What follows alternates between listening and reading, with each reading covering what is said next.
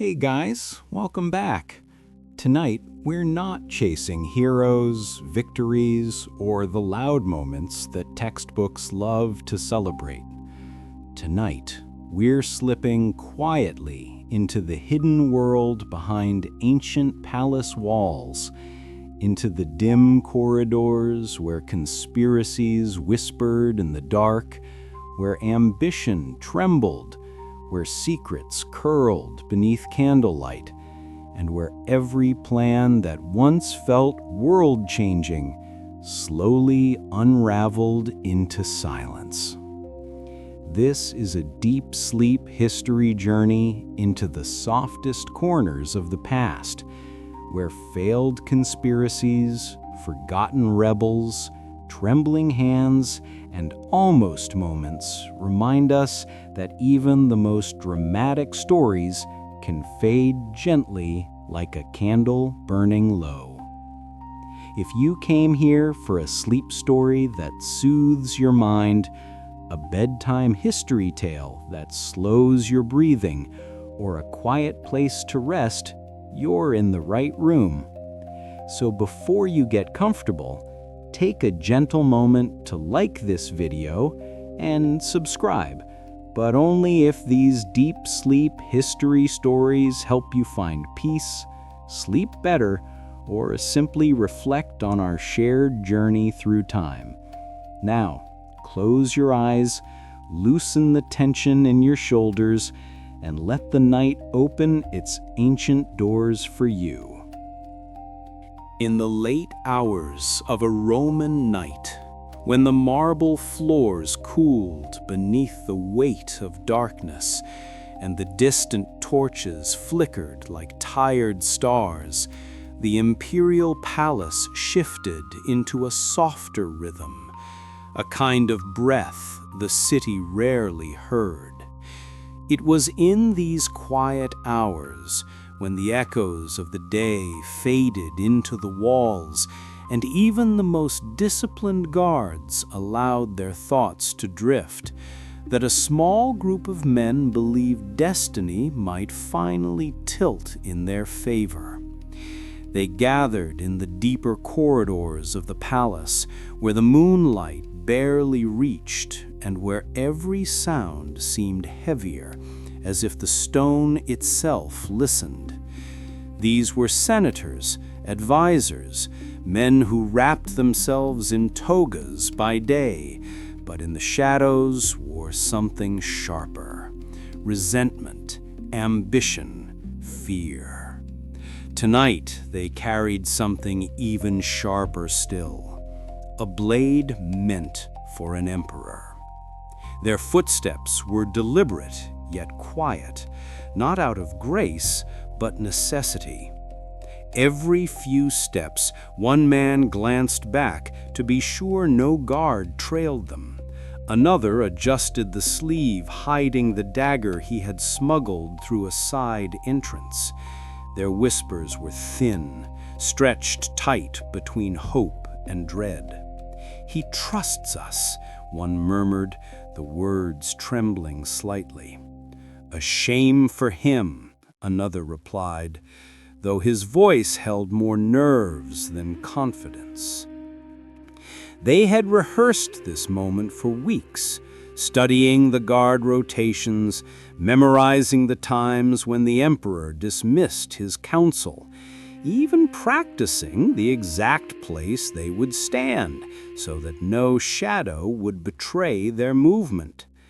Yet for all their planning, their hearts beat too fast. Because no matter how carefully one prepares, there is always something unpredictable in the presence of power. Tonight, the palace had its own ideas. One of the conspirators, a younger advisor with more fear than experience, felt his pulse racing so wildly he thought the guards might hear it. His hands shook as he checked his dagger again and again, as if its existence alone might steady him. Another man, older and colder, noticed. He leaned toward the trembling advisor, whispering, "Calm yourself. This night is history waiting to unfold." But history, as it often does, had already begun shifting in quiet ways they could not see. A door that was supposed to be left ajar had been locked by a servant trying to impress a superior. A guard who was scheduled to be replaced had lingered longer than usual, complaining of a sore knee and slowing the shift change. A torch flickered in a corridor they expected to be dark, casting long shadows where they expected safety. None of these details seem significant individually, but conspiracies, especially in Rome, have never fallen because of one grand mistake. They crumble from 1,000 tiny ones. Still, the men pressed on, hugging the curve of the marble hallway as they approached the chamber where the emperor often retreated after meetings. The plan was simple: strike swiftly, disappear into the confusion, and let the senators who supported them seize control before dawn broke. But simplicity is a fragile thing. The youngest advisor paused as they neared the chamber, swallowing hard. "Is everyone ready?" he whispered. His voice cracked slightly, a sign the night was beginning to slip from their control. Another conspirator placed a steadying hand on his shoulder. History remembers the brave. But he was wrong. Tonight, history would remember almost nothing at all. They reached the final stretch of the corridor, where the marble gleamed with a softer, warmer glow from the nearest torch. The flame trembled gently, as if uncertain whether to continue burning or surrender to the night. The conspirators paused there, letting the stillness settle around them. For a brief moment, they almost looked like ordinary men, tired, anxious, carrying the weight of choices too heavy for their shoulders. But history never pauses long enough for mercy. The older conspirator, the one who had spoken with practiced certainty, stepped ahead and pressed his ear to the emperor's chamber door. Silence. Not the calm, restful kind, but the thick, waiting kind that makes the body tense without knowing why. He motioned the others forward. One by one they approached, tightening their grips on the hidden blades, steadying their breaths. They were seconds away from crossing the threshold to murder a man who dined with them, laughed with them, trusted them.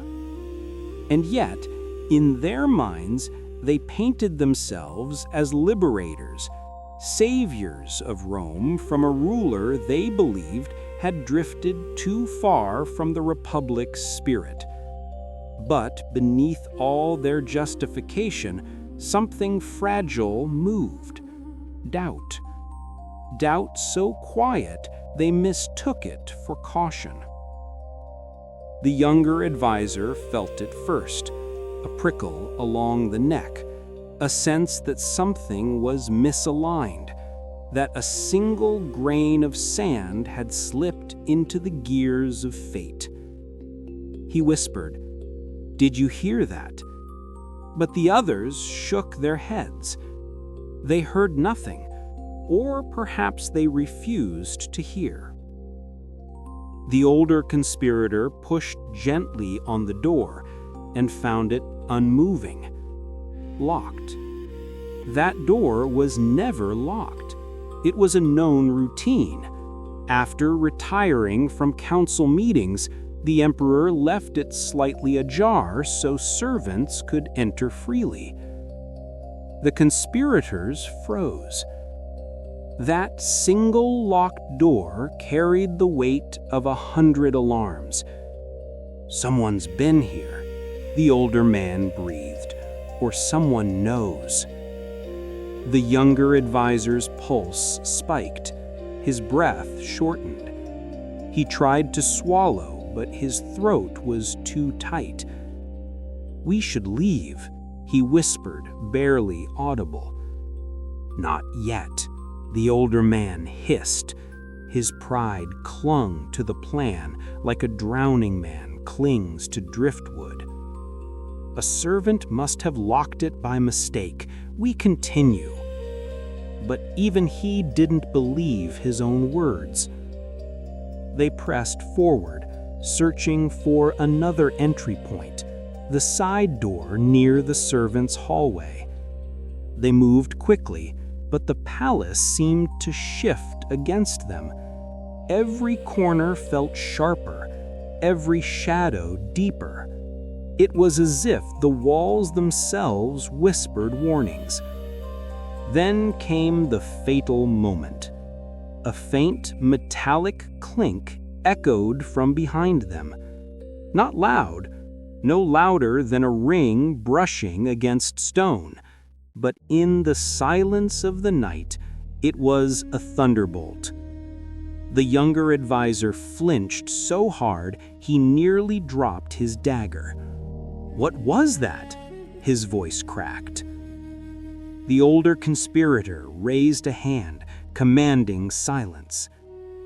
They waited, breath held, hearts pounding. Then, footsteps. Slow, measured, unmistakable. A guard, but not their guard. The shift change was supposed to have happened 10 minutes earlier, giving them a perfect window.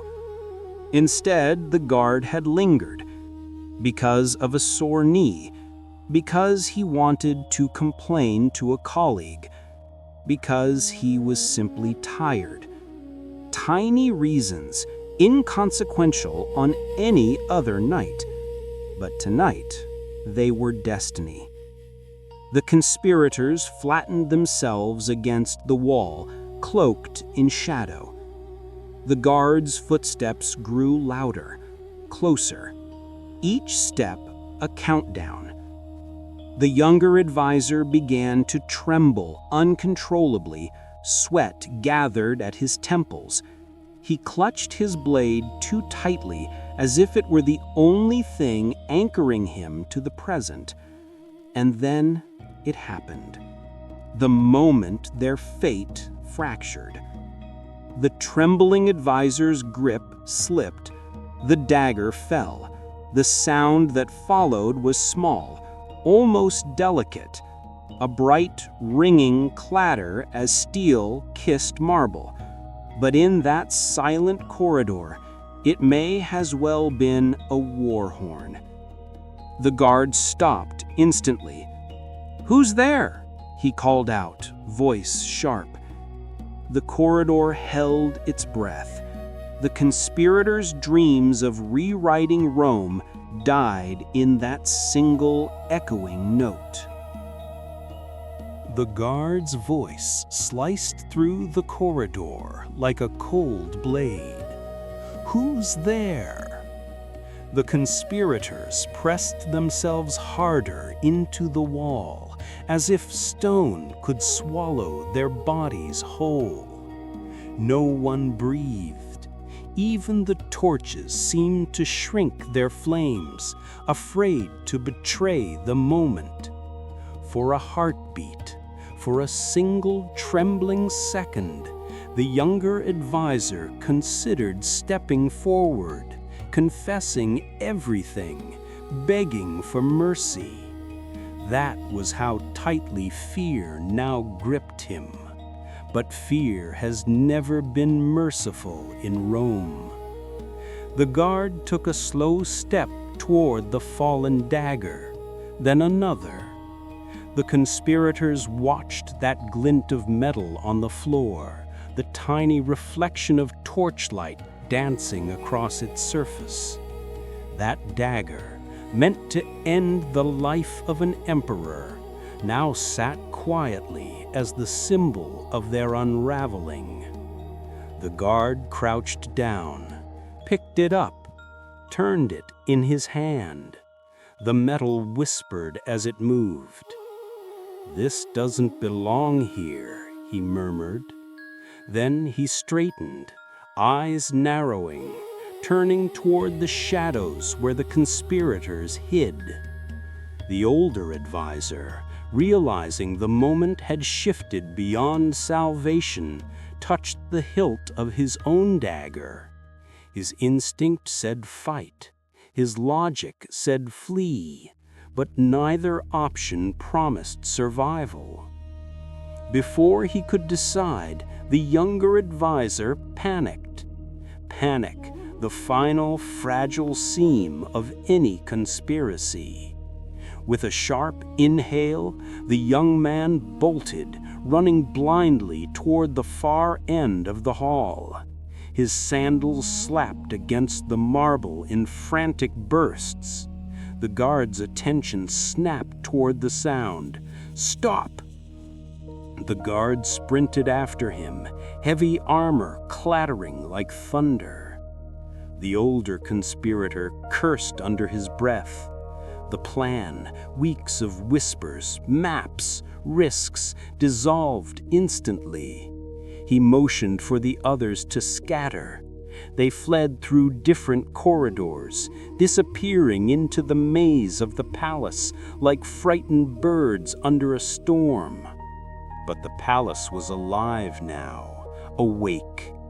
Every footstep echoed, every corner betrayed them. Alarms were not shouted, they were felt, rippling through the stone. The younger advisor didn't make it far. Desperation slowed him. Fear twisted his steps. He turned a corner, straight into another guard patrol. Their torches flared at the sight of him. "Halt!" they ordered. His legs buckled. The dagger slipped from his grasp. For a moment he looked like a child lost in a marketplace, not a man who moments ago believed he could shape Rome's destiny. The others fared no better. One conspirator was intercepted near the council chamber, breathless and pale. Another was cornered in a servant's hallway, trying to hide behind stacked amphorae. The older conspirator, the mastermind, made it the furthest. He nearly reached the side exit, the one they had bribed a gatekeeper to leave unbarred. But fate, so generous in small warnings earlier, now offered none. A squad of guards appeared just as he pushed the door. "Hold there!" they shouted. He froze, hand still on the door handle, staring at the night sky just beyond it, the freedom he would never touch. A single choice separated him from vanishing into the darkness, but it might as well have been miles away. Slowly, he lifted his hands. The palace exhaled. By dawn, the emperor was informed. He listened quietly, almost serenely, as the captain of the guard explained how the conspiracy had collapsed under its own fear. The emperor did not rage.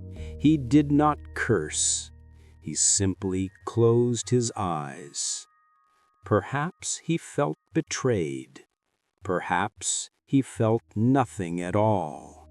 Perhaps in the stillness of that moment he understood something the conspirators never did. Power is not undone by dramatic blows, but by slow, invisible cracks. And their cracks had been many.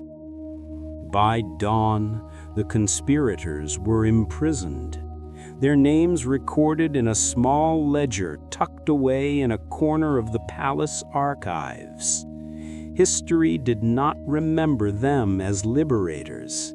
History barely remembered them at all. And in the quiet of the Roman night, as torches dimmed once more and the cool marble breathed in the darkness, the palace resumed its ancient rhythm, unchanged, unshaken, as if it had seen such shadows 1,000 times before. Behind the red walls and golden roofs of the Forbidden City, life moved at a pace so slow that it felt like time itself had grown tired of shifting forward.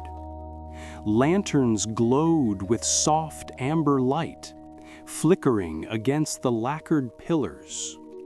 Silk robes brushed gently against stone. The faint scent of sandalwood drifted through the corridors, settling into the cold night air like a memory refusing to fade. And yet, in this world built to last forever, there was one man for whom forever was not enough. He was a eunuch of middle rank, high enough to serve near power, but low enough to taste it without ever touching it. His name was spoken only in whispers, a survival habit born from years of watching others play politics like blades pressed behind smiles. To most, he was invisible. To himself, he was a storm waiting for a single night to break. For years, he had watched injustice seep through the palace like water through old stone. He saw honest servants punished for trivial mistakes, saw corrupt officials climb over the backs of the weak, saw the emperor's trust handed to flatterers while loyal men burned in silence. And he who had given up his body, his future, his lineage, was expected to bow and swallow every humiliation. But humiliation has a way of sharpening ambition. In the stillness of countless nights, he planned, not loudly, not boldly, but like embers collecting beneath ash, quiet, patient, waiting for wind.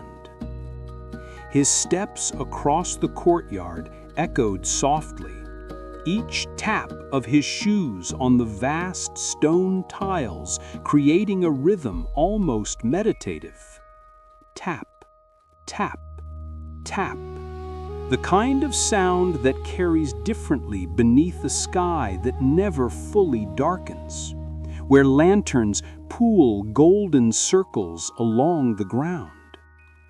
Near him, palace maids moved like drifting clouds, their sleeves whispering against their robes. The rustle of silk was gentle, almost soothing, but the eunuch heard desperation beneath every fold of fabric. These women had no freedom, no future except the whims of men they seldom saw. Some of them longed for escape, some longed for justice.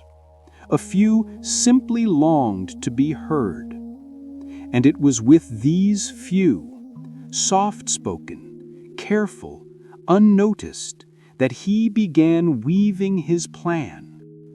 Not through grand speeches or promises of triumph, but through quiet alliances formed in shadows.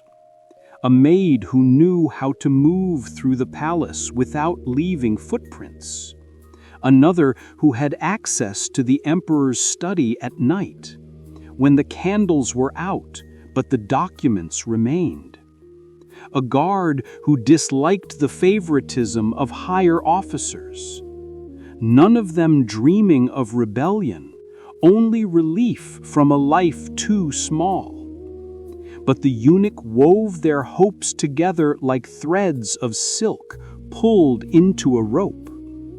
He gathered information slowly: guard rotations, the emperor's late-night habits, which ministers held grudges, which maids were loyal, which courtyards remained empty after midnight. And as he collected these fragments, he imagined the night the world might shift even just enough for him to breathe freely. Yet what he never admitted even to himself was that he waited too long. His caution was his shield, but also his weakness. Every time the plan was nearly complete, he refined it again and again and again, because the forbidden city was not a place where mistakes faded. Mistakes lived forever. And so he planned, until the palace itself began to notice. His footsteps through the stone courtyard grew slower, more measured, as if the ground beneath him sensed his thoughts. The lanterns near the inner gate flickered with a strange hesitation.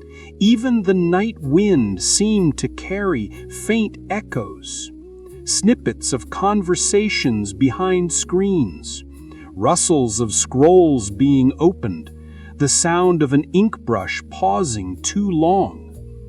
And somewhere deeper in the palace, an unseen pair of eyes had begun to watch him. Had he realized it then, perhaps the story would have changed. But ambition, once awakened, blinds the quietest of men. And tonight, the eunuch walked beneath the golden roofs, believing time still belonged to him, unaware that it had already begun to slip away. The night he believed would mark the turning of fate began like all others, quiet, slow, wrapped in the hum of distant lanterns. The eunuch crossed the wide courtyard with deliberate steps, his soft shoes making muted taps against the stone. Tap, tap, tap. A rhythm steady enough to soothe anyone listening, yet his heartbeat thrummed faster beneath his layered robes. Above him, the golden eaves curved against the sky like the ribs of a sleeping dragon, ancient and watchful. He felt small beneath them, small but determined. He met his allies, 2 palace maids and a junior guard near a row of old cypress trees. Their branches swayed gently in the night wind, releasing the faint smell of resin, a scent that mixed with sandalwood drifting from the inner halls. The maids greeted him with the slightest nods, careful not to make eye contact for too long. Even in shadows, fear had its rituals. "The emperor is in his study," one whispered, voice barely louder than the brush of fabric.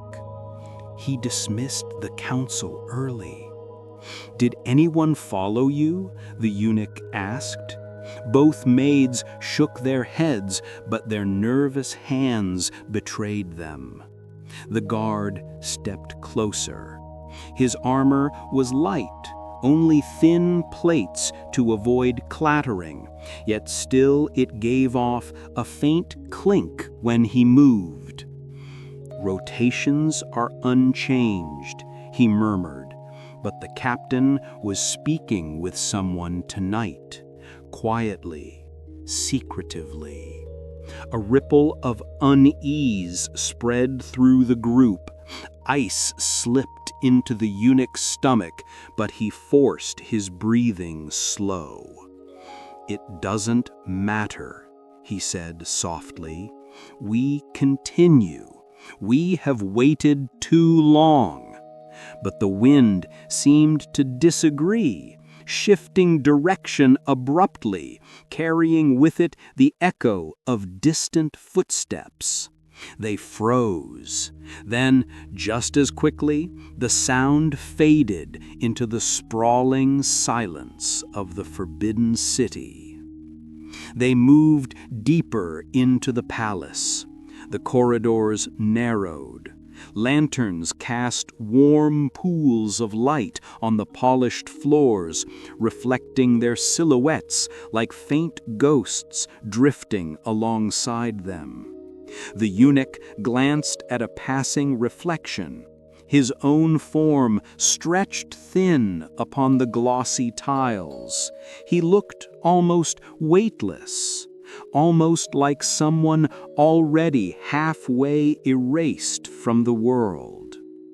At the entrance to the side hall, the youngest maid slipped a folded letter into his sleeve. "The Emperor's seal," she whispered. "We found it still wet earlier. A letter he wrote himself, addressed to no one." The eunuch's breath caught. A letter without a recipient could mean many things: paranoia, secrecy, suspicion, or worse, it might mean the Emperor already sensed unrest. He tucked the letter deeper into his robe. "We will read it after," he murmured. "For now, stay fast." Their path led them toward the archival chamber, where important documents were kept overnight before being carried to the ministers at dawn. It was there, in that room full of scrolls and shadows, that they planned to leave forged evidence, letters hinting at corruption among the emperor's closest circle. Enough to shift suspicion, enough to ripple doubt through the palace. No violence, no blood, just a slow turning of tide. But when they reached the chamber, something stopped them cold. The door, usually left slightly ajar by the night-keeper, was shut tightly, too tightly. The eunuch placed 2 fingers upon it. The wood felt warm, as if someone had touched it moments ago, someone who shouldn't have been there. The guard leaned down, listening for movement. The corridor held its breath. Nothing. No voices, no footsteps, just the steady hum of lantern light. The eunuch swallowed, but he spoke firmly. "We proceed, quickly, quietly." But as he stepped forward, a faint glow caught his eye. There, at the corner of the hall, sat a lantern, its wick freshly lit, its oil still bubbling softly. Someone had been here recently, watching, waiting, perhaps listening. The eunuch's pulse thummed painfully. The maids exchanged worried glances. The guard loosened the grip on his spear. And for the first time that night, the eunuch wondered if the palace was no longer simply observing him, but closing in. The eunuch stepped toward the lantern, each movement careful, deliberate, as though the air itself had thickened. The flame inside danced with a strange, restless energy, casting trembling shadows along the hall.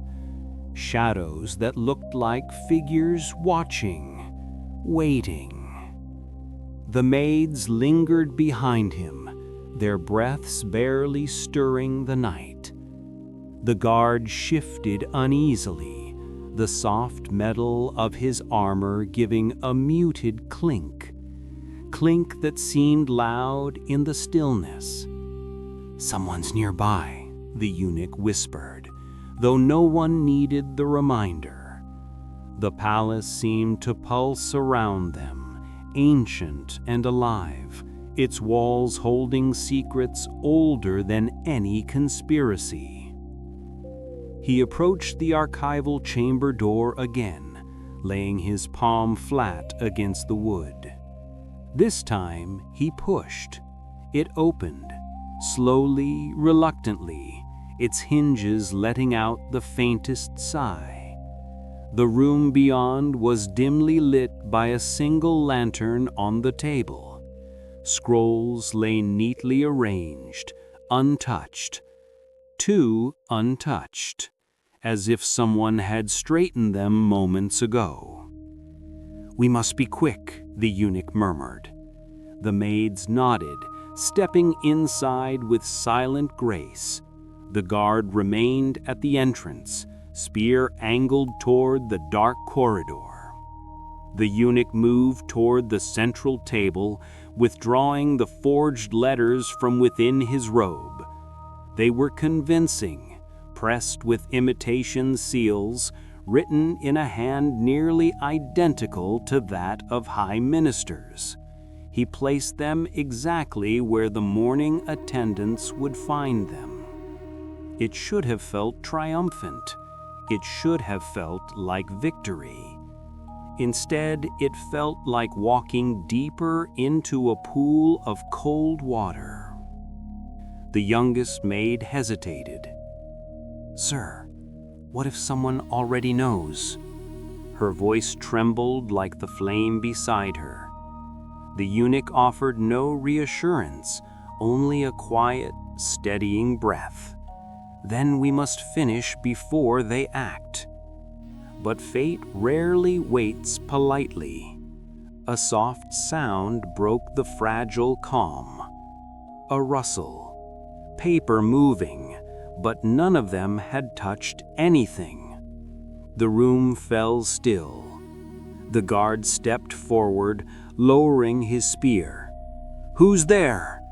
His voice cracked as it left his throat. No answer came, only the faint smell of incense drifting in from the hall, and something else, the scent of wet ink. The eunuch's pulse spiked. He reached into his sleeve and pulled out the emperor's mysterious letter, the one with the seal still damp. With trembling fingers he unfolded it. His eyes scanned the brushstrokes, and the world seemed to stop. It wasn't a report. It wasn't a decree.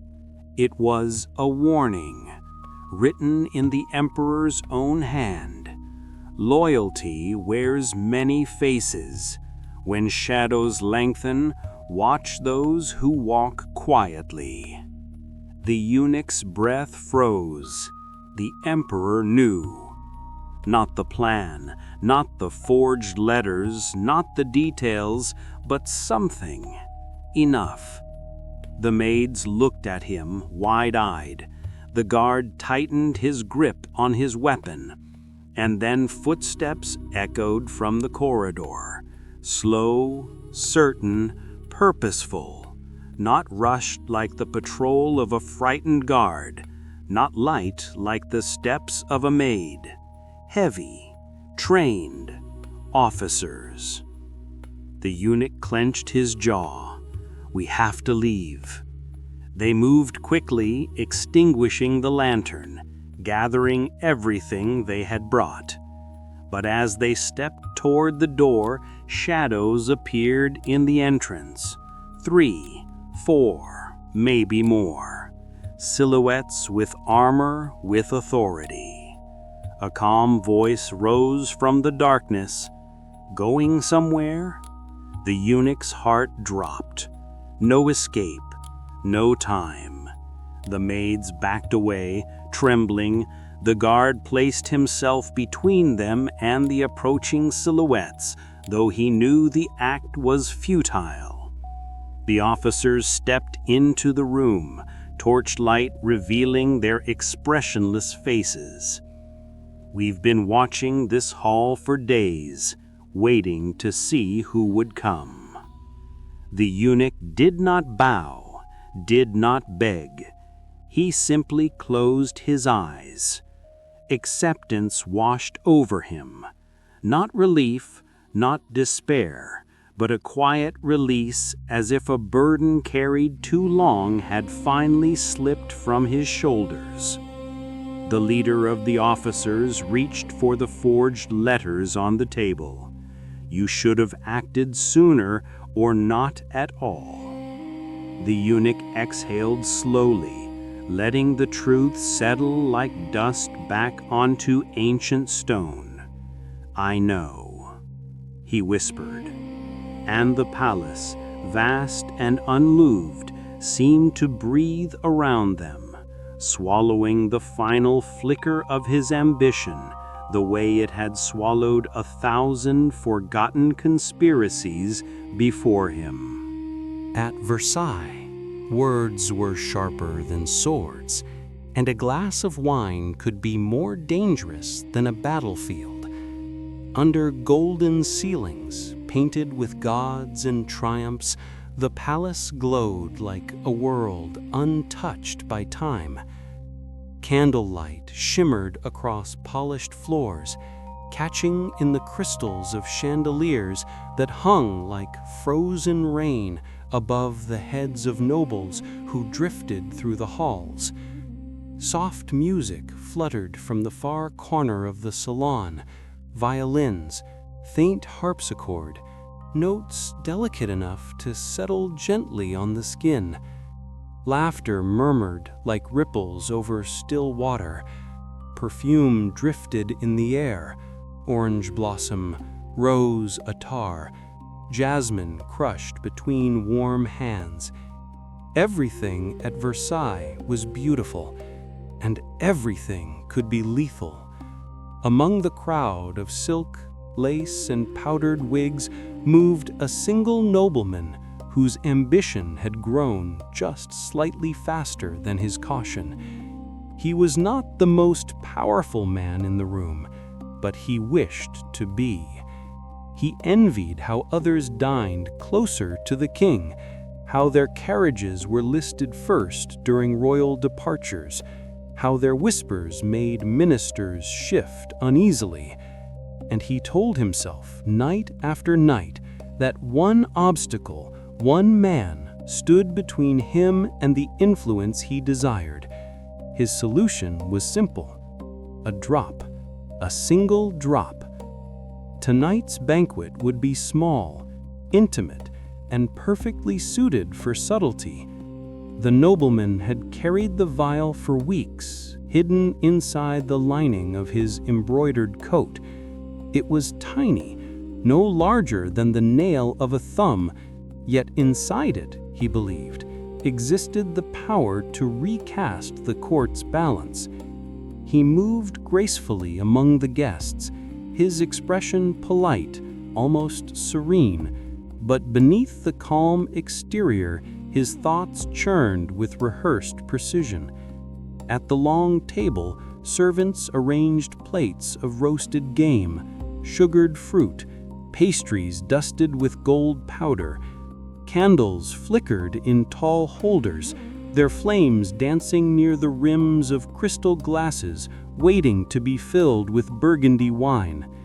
The nobleman's target, another courtier, admired by many, trusted by the king, sat at the far end, a man whose smile never quite hid how effortlessly he held the room. As musicians shifted into a slower melody, the nobleman approached his place at the table. He felt the weight of the vial against his side, felt his pulse in his throat. The evening unfolded in a warm haze of conversation compliments traded like currency, subtle insults disguised as observations, fan gestures, raised eyebrows, silences sharpened with intention. Versailles was never quiet.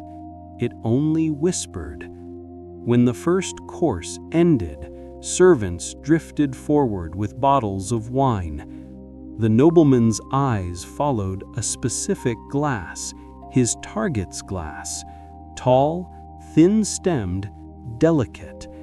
When the servant refilled it, the nobleman excused himself from a conversation, placing a hand lightly on the shoulder of a passing waiter as though asking him to step aside. No one noticed the motion of his fingers slipping under his coat. No one noticed the tiny vial drawn swiftly into his palm.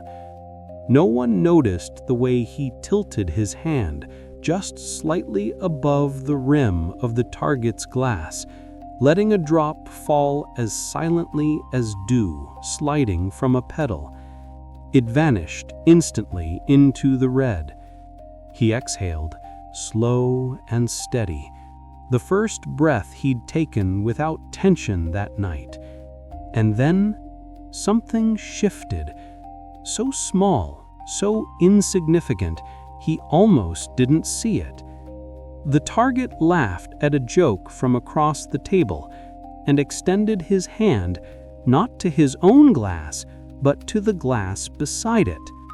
"Here," he said lightly to a lady at his right, "try this vintage. I think you'll adore it." The nobleman froze. Every vein in his body went cold. The lady reached for the glass, his glass, the one he had prepared with such precision. "No," the nobleman blurted before he could stop himself. The room stilled. The music, though still playing, seemed far away. The lady paused, her hand hovering delicately in the air. And in that moment, the nobleman knew the night had already begun to slip out of his control. The lady's hand hovered above the stem of the glass, fingers poised like a delicate ornament carved from ivory. Her eyes flicked toward the nobleman, surprised by the urgency in his voice.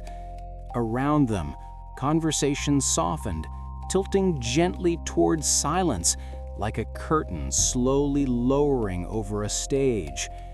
The nobleman swallowed, forcing his breath to steady. "Forgive me," he murmured, attempting a smile that trembled at the edges. "That glass, I believe it was meant for me. A misunderstanding of placement." But even as he spoke, he could feel the room's attention subtly shifting. Versailles rarely stared outright. It preferred sideways glances, half-heard murmurs, the soft grind of speculation turning like gears in a music box. The lady, polite and curious, withdrew her hand. "Of course," she said, offering him a gracious nod before turning back toward her own drink. A breath escaped him, relief mixed with terror. The poisoned glass still sat between them. It gleamed peacefully, innocent in its stillness. He needed to act, fast and quietly. A servant approached to refill a nearby decanter, and the nobleman seized the moment. He stepped forward, hand outstretched for the glass. "Allow me," he said lightly, as though performing a harmless gesture of courtesy. But just as his fingers brushed the rim, "Ah, that one is mine," his target said cheerfully, reaching over with the easy authority of a man accustomed to being obeyed. The nobleman almost froze again. Almost. But he forced himself to react, sliding smoothly into the role he'd rehearsed countless times. "Actually," he said with a low laugh, "I believe the servant has mistaken the arrangement. Yours is this one." He gestured toward the untouched glass beside it, the safe one. The target raised an eyebrow, amused. "Is that so? I hadn't noticed." "Oh yes," the nobleman insisted gently. "The stem on yours has a slight frost mark. See?" He leaned closer, pointing to a faint blur on the safer glass. He had no idea if it existed or not. He simply prayed the candlelight would cooperate. The target leaned in, examining the stem with mild interest. The nobleman felt sweat gather beneath his powdered wig. Around them, music swelled again, soft violins smoothing the edges of tension. Laughter returned in gentle waves, conversation blooming as though nothing had happened. The moment was slipping, and then salvation appeared in the unlikeliest form. "Messieurs," a servant interrupted, bowing, "the king will be joining dessert shortly. We ask that all glasses remain where they are." A harmless instruction, a routine announcement, but it cut like a guillotine. The target withdrew his hand, the nobleman stepped back, and both glasses remained exactly where they had been, the poisoned one still glowing beneath the candlelight like a ruby with a dark secret. The nobleman's thoughts spiraled. If he left it, someone else might drink it.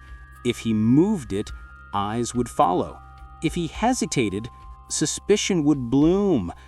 Versailles thrived on such things. He steadied himself, breathing deeply through his nose. The scent of rosewater and beeswax candles filled his senses. The room glowed a warm, golden haze, beautiful enough to lull even a frantic mind. He told himself there was still time, still a path, still control. But control is a fragile illusion at Versailles. A servant carrying a platter of pastries brushed past the table, his elbow grazing a candlestick. The candle wobbled, flame bending sharply. Wax slid down in a glistening drip, landing directly onto the base of the poisoned glass. The drop hardened instantly, pale against crystal. The target noticed first. "That's strange," he murmured, fingers reaching toward the newly marked glass. The nobleman's chest tightened. The next breath he drew would decide everything. The nobleman felt his heart rise into his throat as the target's fingers brushed the stem of the poisoned glass. The tiny bead of hardened wax glistened like a pale star against the crystal, marking the glass in a way that felt almost deliberate, as though fate itself had dipped its finger into the moment. "Curious," the target murmured, rotating the glass slightly. The candlelight caught the red wine inside, making it glow a deep, shimmering ruby. The nobleman forced a smile, but his palms were cold, damp beneath the lace of his cuffs. His mind raced through every possibility, every escape, every excuse he could fabricate, but each collapsed the moment he imagined speaking it. Words were dangerous here. Every syllable weighed and measured, every tone capable of shifting alliances. The target raised the glass just an inch from the table. Perhaps a different glass would be wiser, he mused aloud. The nobleman nearly sagged with relief, until the target added, "But the king values precision. The slightest imperfection should be reported, don't you think?" No, not that. Anything but that. A report would mean the glass examined, the wine questioned, the servants interrogated, and from there, the path led only one way, straight to him.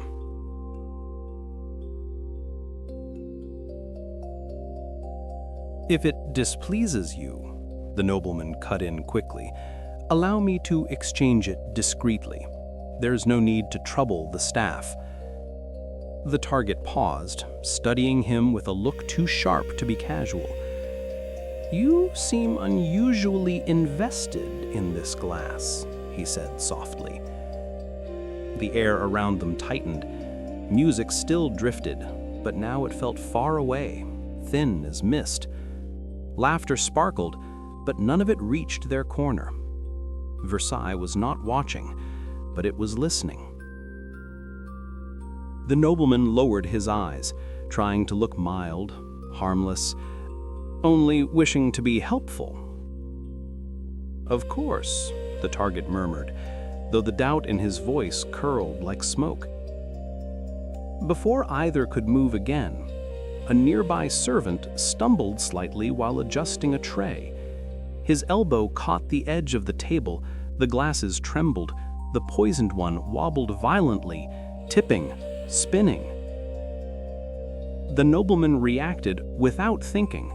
His hand darted forward, catching the glass before it could fall, a perfect, graceful save.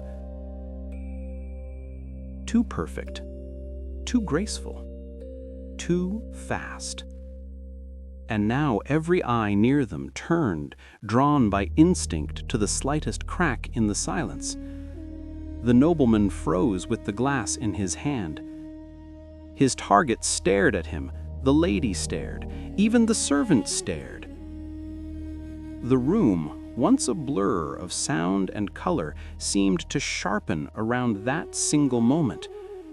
"You're very quick," the target said, voice gentle but edged. "Reflexes like that suggest anticipation."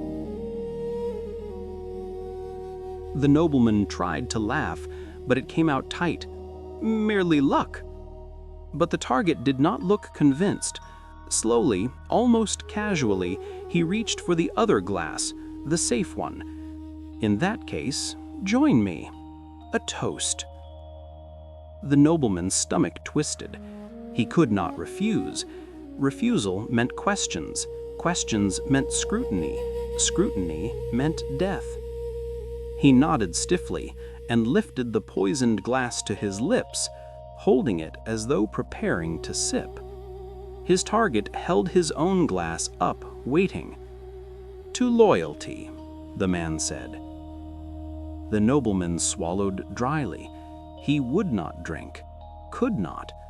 But before he could decide on a way out, a voice rang across the room. "His Majesty approaches!" Music stopped. Guests rose from their seats. The target set his glass down, distracted. The nobleman seized the moment, lowering the poisoned wine swiftly to the table's edge, just as servants swept in, clearing the glasses at breathtaking speed to prepare for dessert. The poisoned glass vanished on a silver tray before anyone could notice. Gone, erased, removed from the night like a crime swallowed by moonlight. The nobleman exhaled, trembling. He had survived, barely. But as the king entered, smiling beneath the golden glow, the nobleman couldn't shake the feeling that survival at Versailles was never a victory, only a delay. And somewhere, in the quiet corners of the palace, he knew a rumor was already forming. A whisper, a suspicion.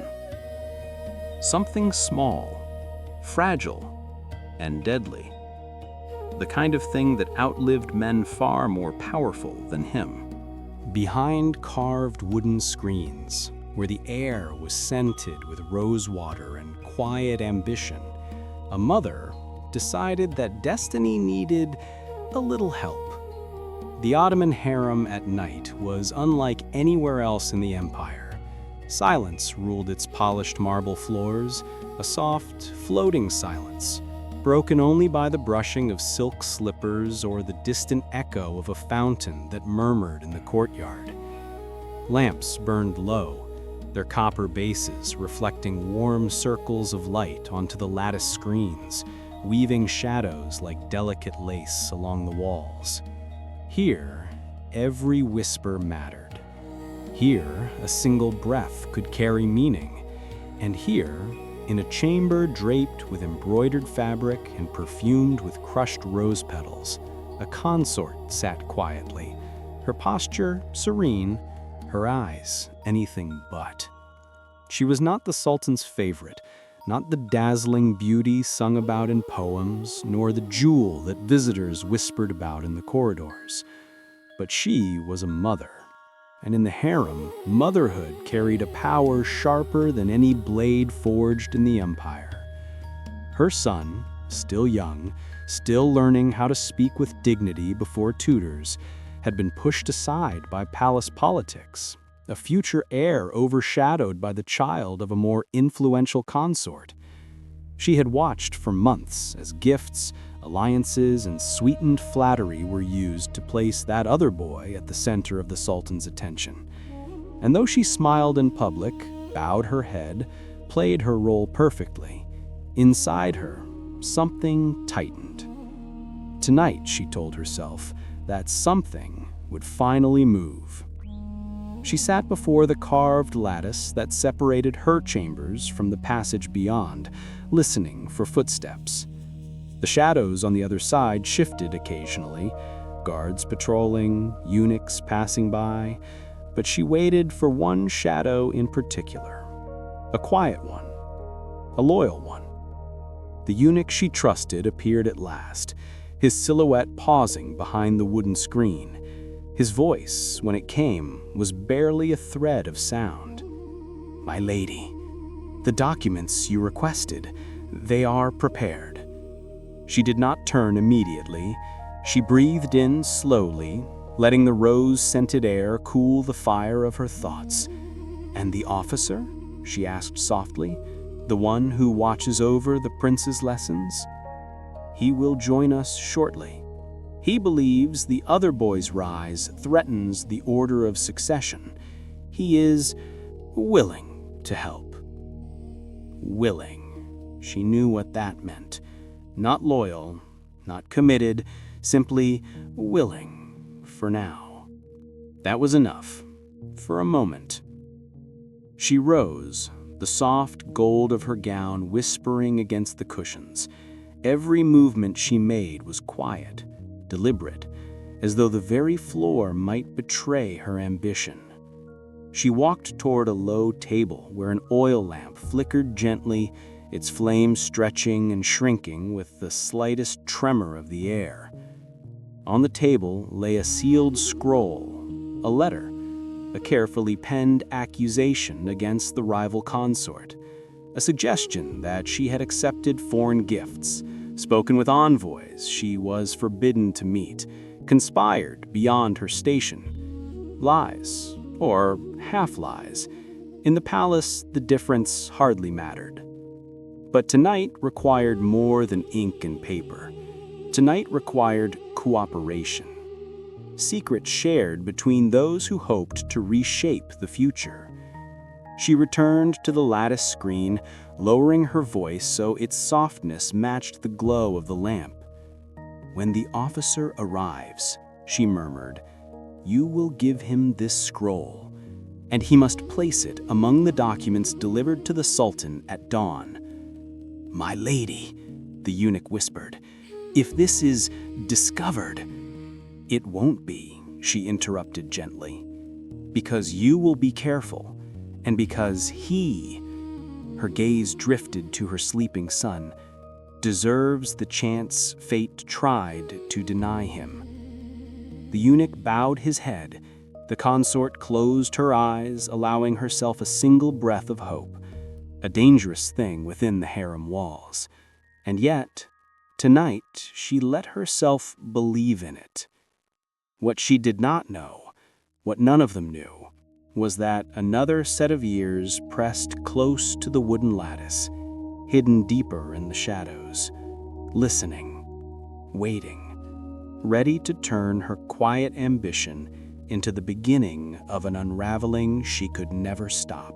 The consort waited with her hands folded neatly in her lap, though nothing inside her was calm. The soft glow of the oil lamp flickered across her face, catching the faint tremor in her breath.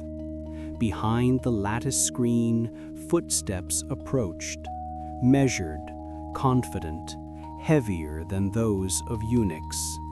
The officer had arrived.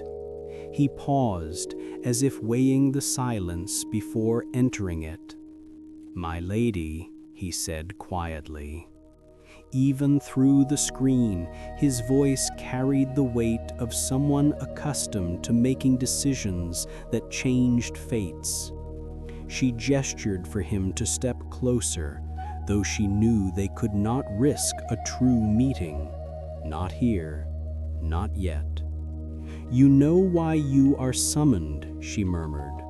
"A change is coming to the palace, a change that must be guided." "Guided," the officer repeated, as though tasting the word. "Or forced." "Shaped," she corrected gently. "Shaped by those who understand stability, those who understand the danger of letting one child hold too much influence too soon." The officer shifted. The light from her lamp cast shadows through the lattice, cutting his silhouette into narrow segments, like the bars of a cage. "The other boy," he said slowly, "has many allies, too many. The Grand Vizier favors him, so does the chief tutor, and the Sultan himself spends more hours with him than with any other prince." Her jaw tightened. "Exactly why we must move now." The officer hesitated, not with fear, but calculation. "Your son is young, my lady, kind, bright, but naive. The court devours naivete." "Then we will sharpen him," she replied, "and until he is sharpened, we protect him." She lifted the sealed scroll from the table, holding it between two fingers as delicately as if it were a piece of spinning silk. "This will disrupt the balance, plant doubt, slow the rise of those who stand in his way." The officer inhaled. Accusations of treason are not easily contained. If the Sultan believes the rival consort is guilty, he will remove her influence, her allies will scatter, and my son will have room to grow. A long silence followed. Beyond the chamber, wind brushed against hanging fabrics, making them sway like soft ghosts drifting through the harem corridors. At last, the officer bowed his head. "I will place the document where it must go." Relief filtered through her body like warm water through cold stone. But the officer did not leave. Instead, he leaned closer to the screen. "There is one problem," he whispered. "Someone knows." Her breath caught. "What do you mean?"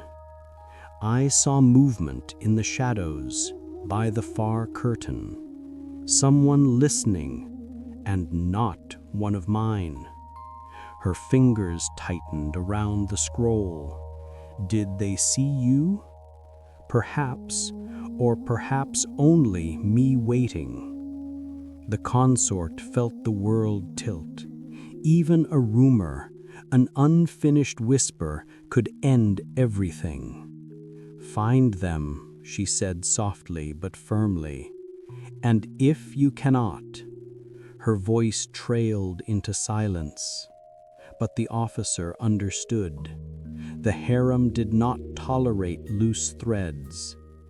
He bowed once more and disappeared down the hall, footsteps fading into the marble.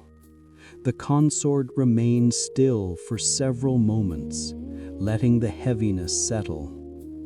The lamp hummed with a faint, warm glow. The presence behind the screen was gone, but she felt a different presence now, the kind that lingered even after a person walked away. Suspicion, fear, a shifting of fate. She turned toward her son. sleeping peacefully beneath embroidered covers, unaware of the storm forming at the edge of his future. "Sleep," she whispered to him, brushing a hand gently over the fabric. "Sleep while you can." And in the depths of the corridor, a shadow slipped silently away. Someone who had heard enough to know danger was coming, but not enough to know from which direction it would strike. The consort remained seated long after the officer disappeared into the corridor, though her mind moved with a speed that made the air itself feel thin. The harem at night was usually her refuge: soft fabrics, gentle lamps, the distant lull of fountains. But now every shadow felt like an eye, every rustle like a warning. She pressed a hand to her heart, steadying herself. She had expected resistance. She had prepared for setbacks, but not this, an unseen listener, drifting through the dark like smoke slipping between carved wooden screens. She rose and extinguished the lamp with a careful breath. Darkness softened the edges of her fear. In its cover, she moved toward the window, where moonlight filtered through patterned stone, casting pale shapes across the floor like broken tiles of silver. She listened. Silence. Then, soft, too soft, a footstep. Not the officer, not the eunuch. Someone lighter, someone younger, someone frightened. A girl emerged from behind a curtain, trembling as though she expected the air itself to reprimand her. A handmaid, one who should have been asleep hours ago. The consort inhaled sharply. "How long have you been there?" The girl did not answer at first, her head bowed deeply, shoulders shaking. "My lady, I didn't mean to overhear. I only came to bring fresh linens and curiosity kept you," the consort finished softly. She approached her, not with anger, but with a calm so slow the girl startled anyway. "Look at me." The girl lifted her eyes, young, afraid, honest in a way the harem seldom allowed. "You heard enough to know that some things spoken tonight cannot leave this room." A tear slipped down her cheek. "I won't tell. I swear it." The consort studied her. In another life, another palace, she might have believed those words. But here, even innocence could be dangerous. The harem magnified everything. Whispers became storms. Secrets became weapons. And fear? Fear became the beginning of betrayal. She touched the girl's chin gently. "You are loyal." "Yes, my lady." "And you wish no harm to the prince?" "Never." The consort exhaled. Something inside her softened, not enough to trust, but enough to hesitate. She could not silence every risk. She could not erase every witness. But perhaps she could redirect fate. "You will stay here tonight. In this chamber, you will not walk the halls. You will not speak to anyone until dawn." The girl nodded quickly, relief and fear mixing in her breath. "Yes, my lady." The consort guided her toward a small cushioned corner and wrapped a shawl around her shoulders. "Rest. You will be safe here." But even as she said the words, she knew safety was a fragile promise. She resumed her seat beside the lattice screen, waiting, listening for the officer to return with news. Hours seemed to pass, drawn out by the slow crawl of moonlight across the floor. Eventually, the eunuch returned, his breath unsteady. "My lady," the officer found no one. No one. The consort felt her pulse stutter. Then someone slipped away.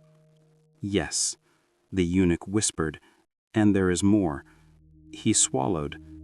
Rumors have already begun, quiet ones, about disturbances in the harem tonight. She closed her eyes, letting the truth wash over her. One whisper had already left the shadows. Soon it would multiply. She turned her gaze toward her sleeping son, his small chest rising and falling with peaceful rhythm, a rhythm untouched by ambition or fear. "Then we must move before morning," she murmured. She rose once more, drawing herself upright with the grace that came from years of learning how to stand in dangerous places. "If destiny resists, then we will push," she whispered to the darkness. Outside the chamber, the wind shifted, carrying with it the faintest scent of rosewater, and a sense that the palace, vast and breathing, had begun to turn its attention toward her. The night was not over, neither was the conspiracy. And somewhere in the labyrinth of corridors, the unseen listener walked quickly through the dark, clutching a secret that could ignite the entire harem before sunrise. On a gray morning in London, when the fog lay low over the rooftops and chimneys breathed pale clouds into the cold air, a quiet figure in the crowd carried more than just curiosity. In his pocket, a small piece of metal he believed would change the world. London moved around him with its usual rhythm, the clop of horses' hooves on damp cobblestones, the creak of carriage wheels, the chatter of street vendors setting out baskets of oranges and fresh bread. People gathered along the boulevard, wrapped in heavy coats, scarves tucked tightly beneath their chins. They had come for ceremony. They had come for a glimpse. For most, it was simply another day brightened by the promise of seeing royalty pass by. But to him, it was the day destiny had circled on its own calendar. He stood pressed between a baker with flour on his sleeves and a young mother holding her son atop her shoulders so he could see above the crowd. They chatted softly, their words warm with excitement, but he heard none of it. His thoughts were a quiet hum beneath the louder world, a hum shaped by months of planning, rehearsing, convincing himself that history was waiting for him to step forward. The metal in his pocket, cool, small, heavier in meaning than in weight, rested against his palm as if whispering a promise. He closed his fingers around it. The cold of it seeped into his bones. Ahead, across the street, uniformed guards stood at attention, red coats bright even in the muted morning light. The horse-drawn carriage had not yet arrived, but the energy in the air had begun to shift. Crowd leaning forward, murmur deepening, a subtle tightening of bodies bracing for the moment. He pictured it all, the scene he'd replayed in his mind countless nights while London slept. The carriage rounding the bend, the instant everyone looked upward, the brief second when attention scattered just enough, the raise of his arm, the spark of impact that would echo across newspapers and parlors and drawing rooms. He imagined the world changing because of him, because finally someone had acted. He did not think of the chaos that would follow, nor of the tragedy. Ambition rarely allowed space for consequences. only for visions, only for that imagined moment where everything tilts.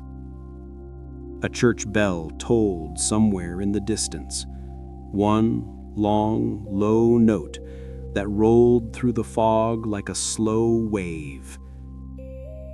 He inhaled, letting the sound steady him. Around him, London's breath moved, vendors calling out softly, pigeons flapping down onto railings, the faint rustle of newspapers folded beneath arms. And then, a stir. A ripple that passed through the crowd like wind through autumn leaves. "They're coming," someone whispered. The baker beside him perked up, dusting his sleeves. The young boy atop his mother's shoulders pointed excitedly toward the far corner. The would-be assassin felt his heartbeat begin to climb, not fast, but deep, like a steady drumbeat in his chest. The distant clatter of hooves grew louder. The carriage appeared from the fog, black lacquer gleaming softly, golden crest shining like a muted sun. People straightened. Hats were lifted. Cheers blossomed faintly in the air. He swallowed once, twice. His hand slid into his pocket, fingertips brushing the cold metal again. One motion, that was all it would take. The world narrowed to a single point, the space between his breath and the moment he had rehearsed in his mind. The carriage drew closer. The fog parted around it like a curtain making way for history. He took one step forward, the smallest step. The kind of step no one notices. In his mind, he was moments from becoming unforgettable. But history, quiet, unhurried, indifferent, had other plans waiting within the thickness of the London mist. He took another small step forward, the kind that dissolved into the shuffling of the crowd, unnoticed by any of the guards lining the boulevard. The fog pressed low on the street, softening the bright red of the soldiers' coats and turning the gold of the carriage crest into a muted glimmer. The air smelled faintly of damp wool, burnt coal, and morning bread. The world felt close, narrow, suspended. The moment he had imagined so vividly now hovered just ahead of him, like something fragile enough to shatter at the slightest tremor. His fingers tightened around the cold metal in his pocket. He felt it, its shape, its silent promise, its imagined power. Just one motion, he told himself silently, his lips barely moving. One breath, one spark. But the spark refused to come. His throat tightened, his breath caught. Not with fear. He had lived with fear so long that it felt familiar, almost companionable, but with the overwhelming weight of possibility. What if he succeeded? What if he failed? What if history, indifferent as always, simply swallowed his attempt without so much as a ripple? The bell of another distant church chimed, shorter this time, still soft, still patient, still reminding him that time moved whether or not he did. The carriage rolled closer, wheels splashing lightly through puddles left from the night's drizzle. He could see the gloved hand of the royal figure inside, resting near the window, pale against dark velvet. The crowd leaned in, breaths collectively deepening. A soft cheer rose, lifting like mist. And in that instant, he moved. His hand left his pocket. The metal rose with it, glinting briefly under the washed-out morning light. But the world had its own plans. A small bird, startled by the carriage, or by the cheers, or simply by life's unpredictable rhythm, fluttered down from a nearby lamppost. Its wings beat fast, scattering droplets of mist. It swooped low, cutting directly across his line of sight, just enough for his hand to flinch, just enough for his grip to falter. The metal slipped, not entirely, not dramatically, just a fraction of an inch. But it was enough. Enough to change the angle.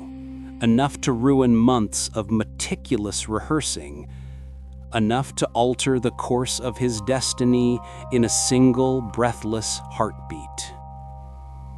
The sound that followed was barely louder than a cough. A dull click, muted, hesitant, anticlimactic. Not the sound of history cracking open. The people around him barely noticed. Some thought it was a horse's hoof skidding.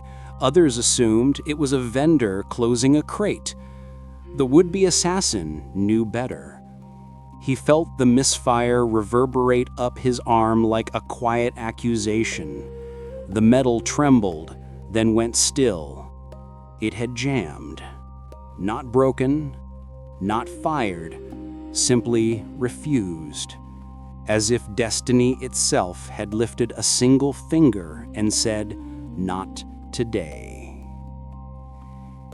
His heart thudded once, hard enough to echo in his ribs. The carriage continued on, its wheels rolling in dignified indifference. The royal figure inside never even looked his way. The crowd cheered louder now, waving hats and handkerchiefs, the morning swelling with excitement. And he stood frozen, the failed attempt cooling rapidly in his palm. Not caught, not recognized, not even noticed. The world had moved on before he even lowered his hand. It was as if he had never been there at all. For months, he had imagined this moment as the axis on which history would turn. Yet standing in the fog, surrounded by people who would never know his name, he felt something far quieter. The realization that sometimes the world does not resist a man's plans with force, but with indifference. And indifference, he realized, was a far more complete kind of defeat. He closed his fingers around the metal one last time, as if hoping warmth from his skin might bring it back to life, might undo the tiny misstep that had derailed everything. But it remained still, cold, jammed, silent, a failed spark in a morning full of noise. Slowly, almost painfully slowly, he lowered his hand back into his coat pocket. The motion was small, barely noticeable, swallowed by the cheering mass around him. It was strange, he realized. He had spent months imagining this moment as something loud, something explosive, something that would shake the ground beneath the feet of everyone gathered. Yet, in reality, failure came quietly. So quietly that it felt like London itself had conspired to mute him, to soften the edges of his intent until it vanished entirely. The carriage rolled farther down the street, turning toward the grand archway that framed the boulevard. Flags fluttered above it, caught by a breeze that had finally gathered enough strength to lift the fog into slow, drifting ribbons. Light filtered through in thin beams, touching the stones underfoot with pale silver. The man stood still, motionless, as though rooted into the cobblestone. The baker beside him let out a relieved sigh, as if the morning were simply beautiful, unaware of the near history standing just inches away. The mother whispered something to the boy on her shoulders, pointing toward the carriage disappearing into the distance. The crowd loosened, its excitement thinning like breath on a mirror. People began to move again, dispersing into side streets, returning to their routines, opening shops, sweeping doorsteps, untying horses from posts. The world continued, completely untouched. He felt a hollow space open in his chest, not sharp, not violent, just an emptiness that unfurled like a slow exhale. All the nights he had stayed awake rehearsing, all the whispered promises he had made to himself, all the imagined headlines, the predicted shock, the supposed ripple he believed he would create, all of it dissolved into the morning mist, and no one noticed. Not a single pair of eyes had turned toward him, not one gasp, not one shout. He had slipped into failure as seamlessly as a shadow slipping into fog. Invisible. The metal in his pocket grew heavier, not in weight, but in meaning. It no longer felt like power. It felt like a reminder that fate sometimes pivots not on grand gestures, but on things as small as the flutter of startled wings or the tremble of a single finger. He took a step back, blending into the thinning crowd. The street widened before him as people peeled away. The distant church bells rang again, soft, steady, as if calling out not to condemn him, but to accompany him in his retreat. He walked slowly, without hurry, without purpose, just letting his feet carry him away from the place where he had imagined his life would split into before and after. The fog thinned more with each step, revealing the gray expanse of London waking, chimneys puffing smoke, shopkeepers unlatching wooden shutters, carriages clattering in the distance. Life, utterly unchanged. A strange calm settled over him. Not peace, exactly. Peace required acceptance, and he had not reached that far, but something close, something like recognition. He understood now, in a way he never had before, that not all failures ignite chaos. Some fail in silence. Some leave no ripples. Some vanish before the world even knows they were attempted. History, he realized, is full of men like him. Would-be revolutionaries, forgotten plotters, unseen hands reaching for moments that never arrived. Their stories are not told because they changed the world, but because the world moved on without them. And as he slipped into a narrow alley, the noise of the boulevard fading behind him, he felt himself becoming exactly that, Another quiet figure swallowed by the city's endless breathing. A man whose name history would never record. A man whose moment never came. A man who, in the end, walked away under a soft London sky, carrying nothing but the weight of a plan that the world had already let go of. And somewhere above the rooftops, a small bird, the same small bird, circled once, then disappeared into the fog, leaving behind nothing but a faint whisper of wings. Rain traced soft, trembling lines down the shoji paper walls, each droplet rolling slowly like a thought that had taken too long to form. The night outside the castle was quiet in that distinct Japanese way, sound softened by rain, light softened by paper, and intention softened by doubt. In a narrow tatami room lit only by a single candle, a lone samurai sat with his back straight, his hands resting on his knees, and his gaze fixed on the flickering flame. Tonight, he told himself, courage would finally replace obedience. But even courage had a sound, and tonight it was quiet.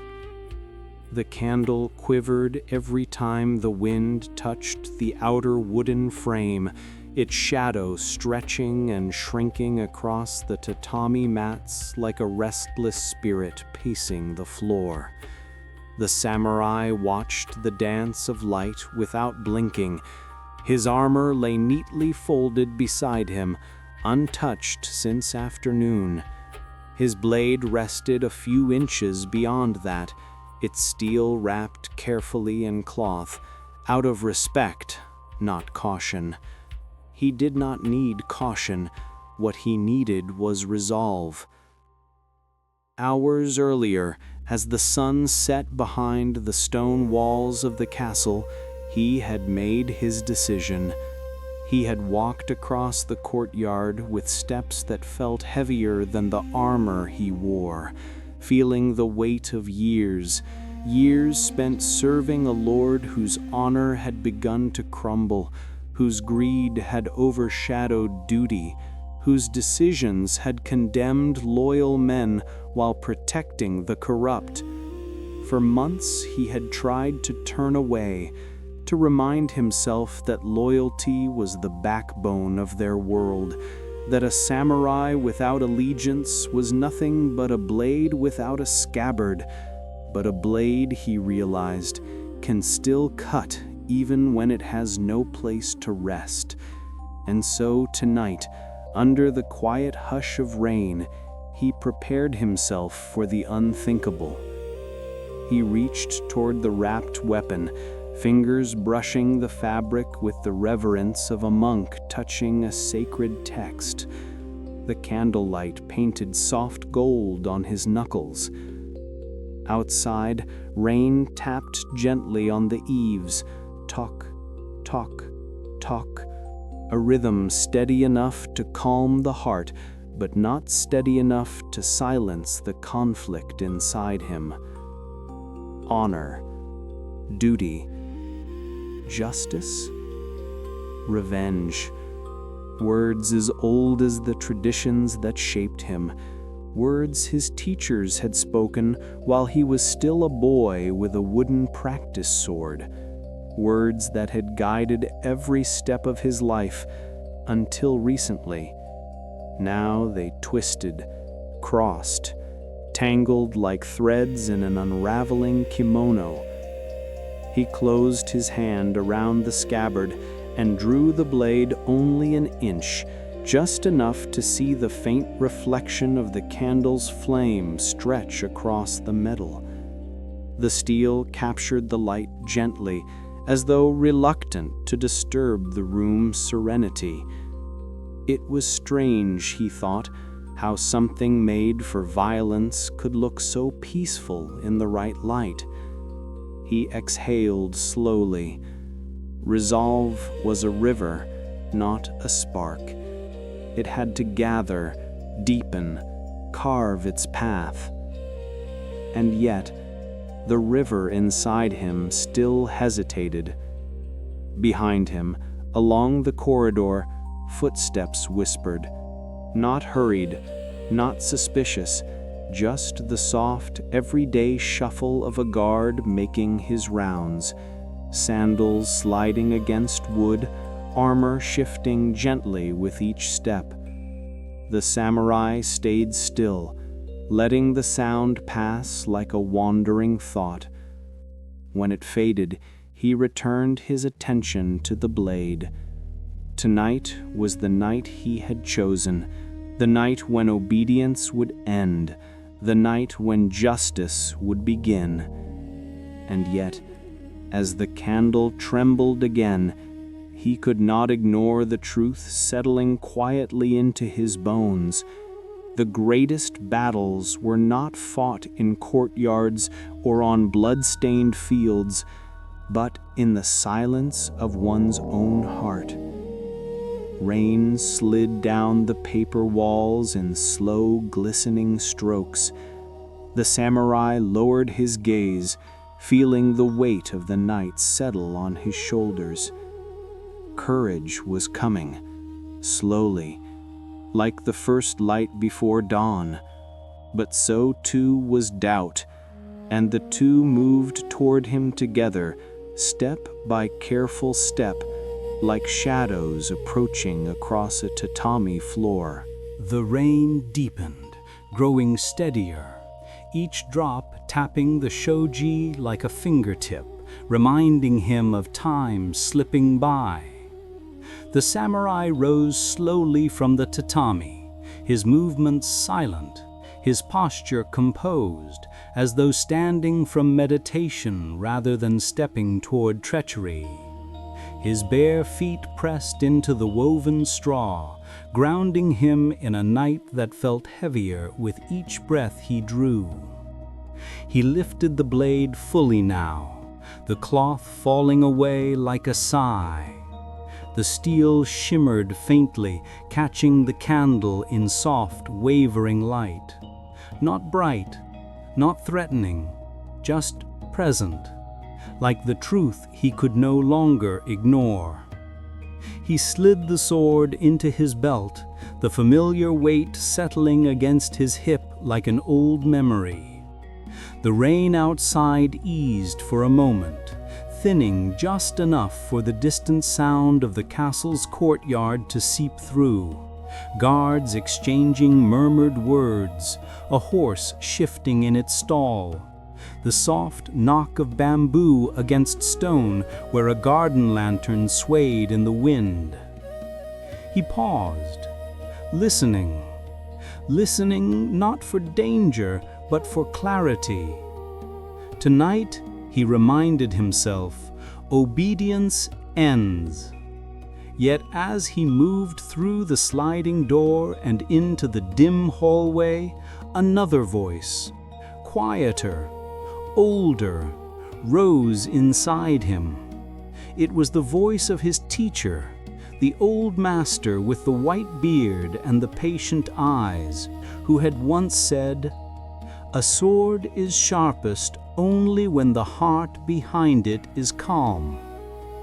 His heart tonight was anything but calm.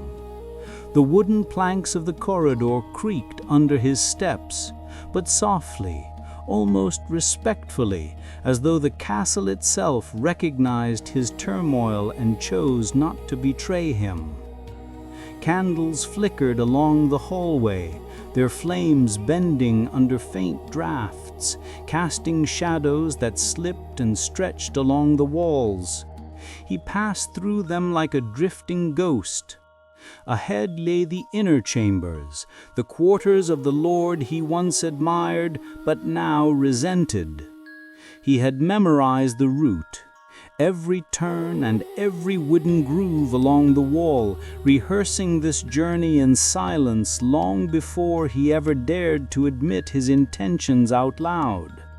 But tonight, The halls felt unfamiliar, as though the castle itself had rearranged itself in response to his decision. The shadows seemed longer, the air cooler, the candlelight more delicate. His hand brushed the hilt of his sword. He expected reassurance. Instead, he felt a tremor, tiny, almost imperceptible, running through his fingertips. Was it fear? Or was it the part of him that still believed loyalty should not be broken even when it is given to the wrong man?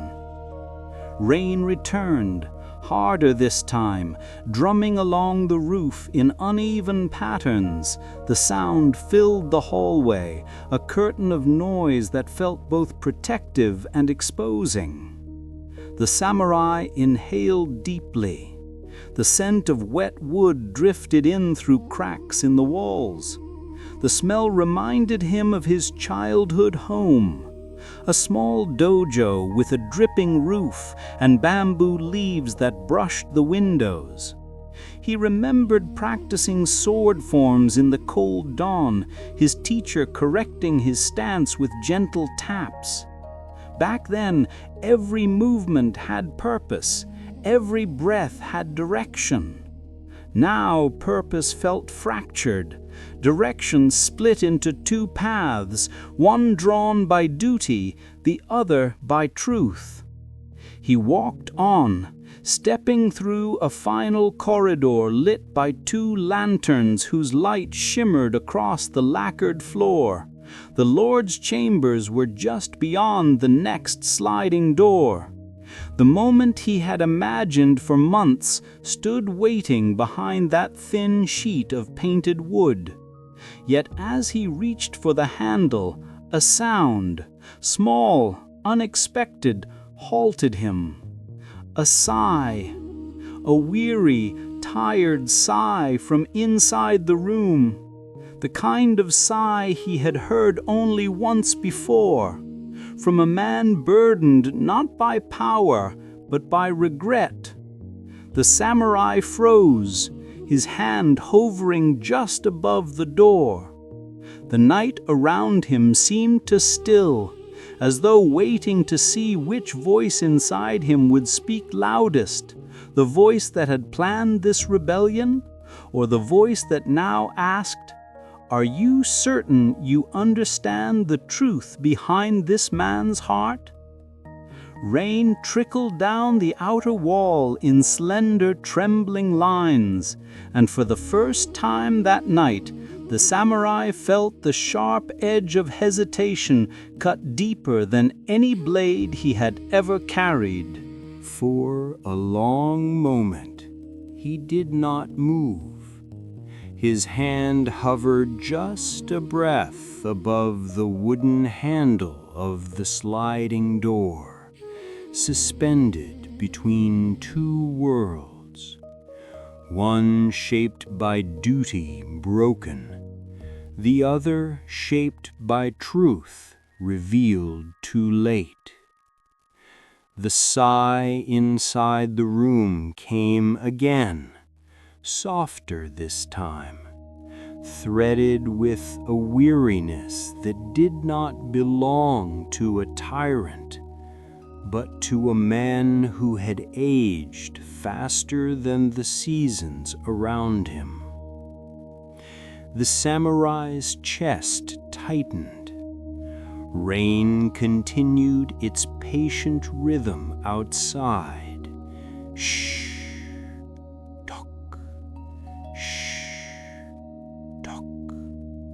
As if urging him to listen not to anger, but to clarity.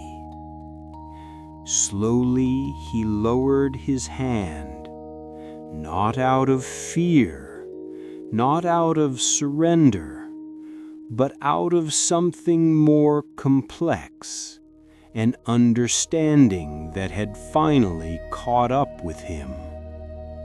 He stepped back from the door, his footsteps hardly stirring the shadows.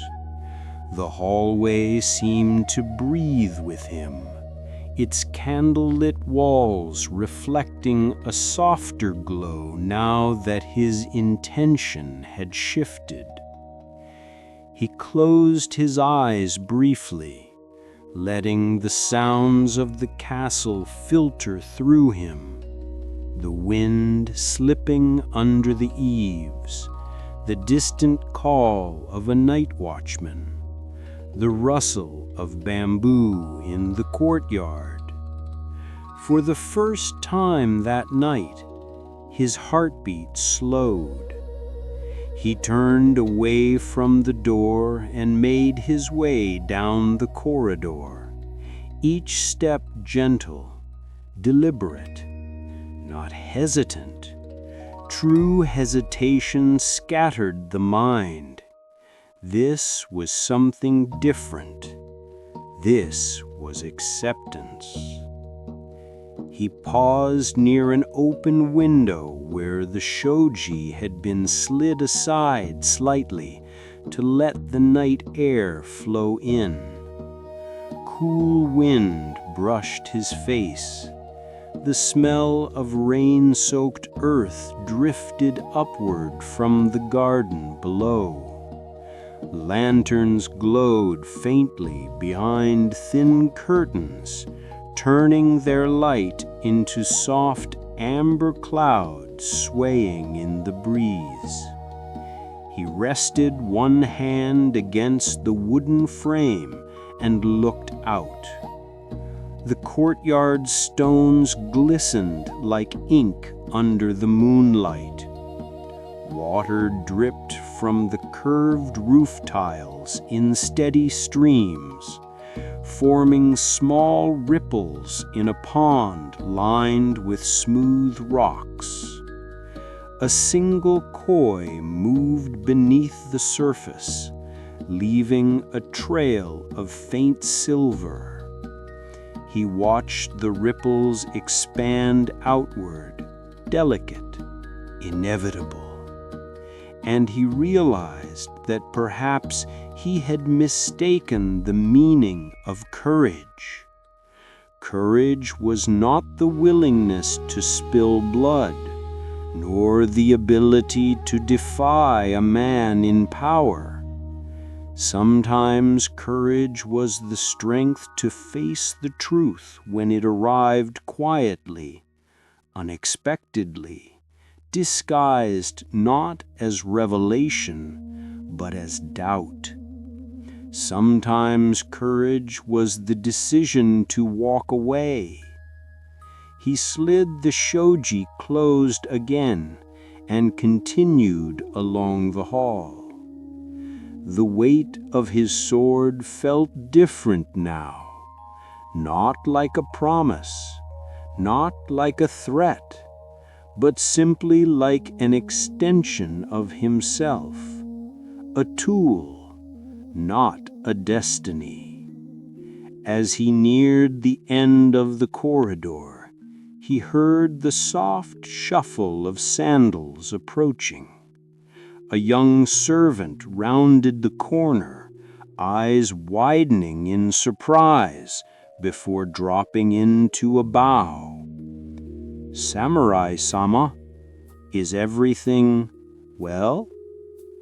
The samurai studied him, a boy no older than he had been when he first entered training. Eyes bright, shoulders straight, carrying the unquestioning loyalty that once upon a time had lived in his own chest. He nodded quietly. "Everything is as it should be." The boy seemed relieved, bowed again, and vanished into another hallway. The samurai stood alone once more. The rain had softened outside, falling now in thin strands that sounded like brushstrokes across parchment.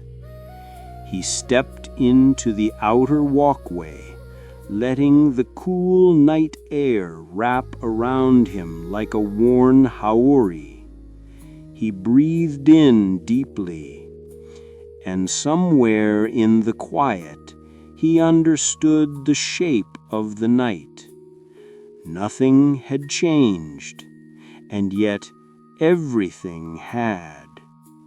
He had not drawn his blade. He had not confronted his lord.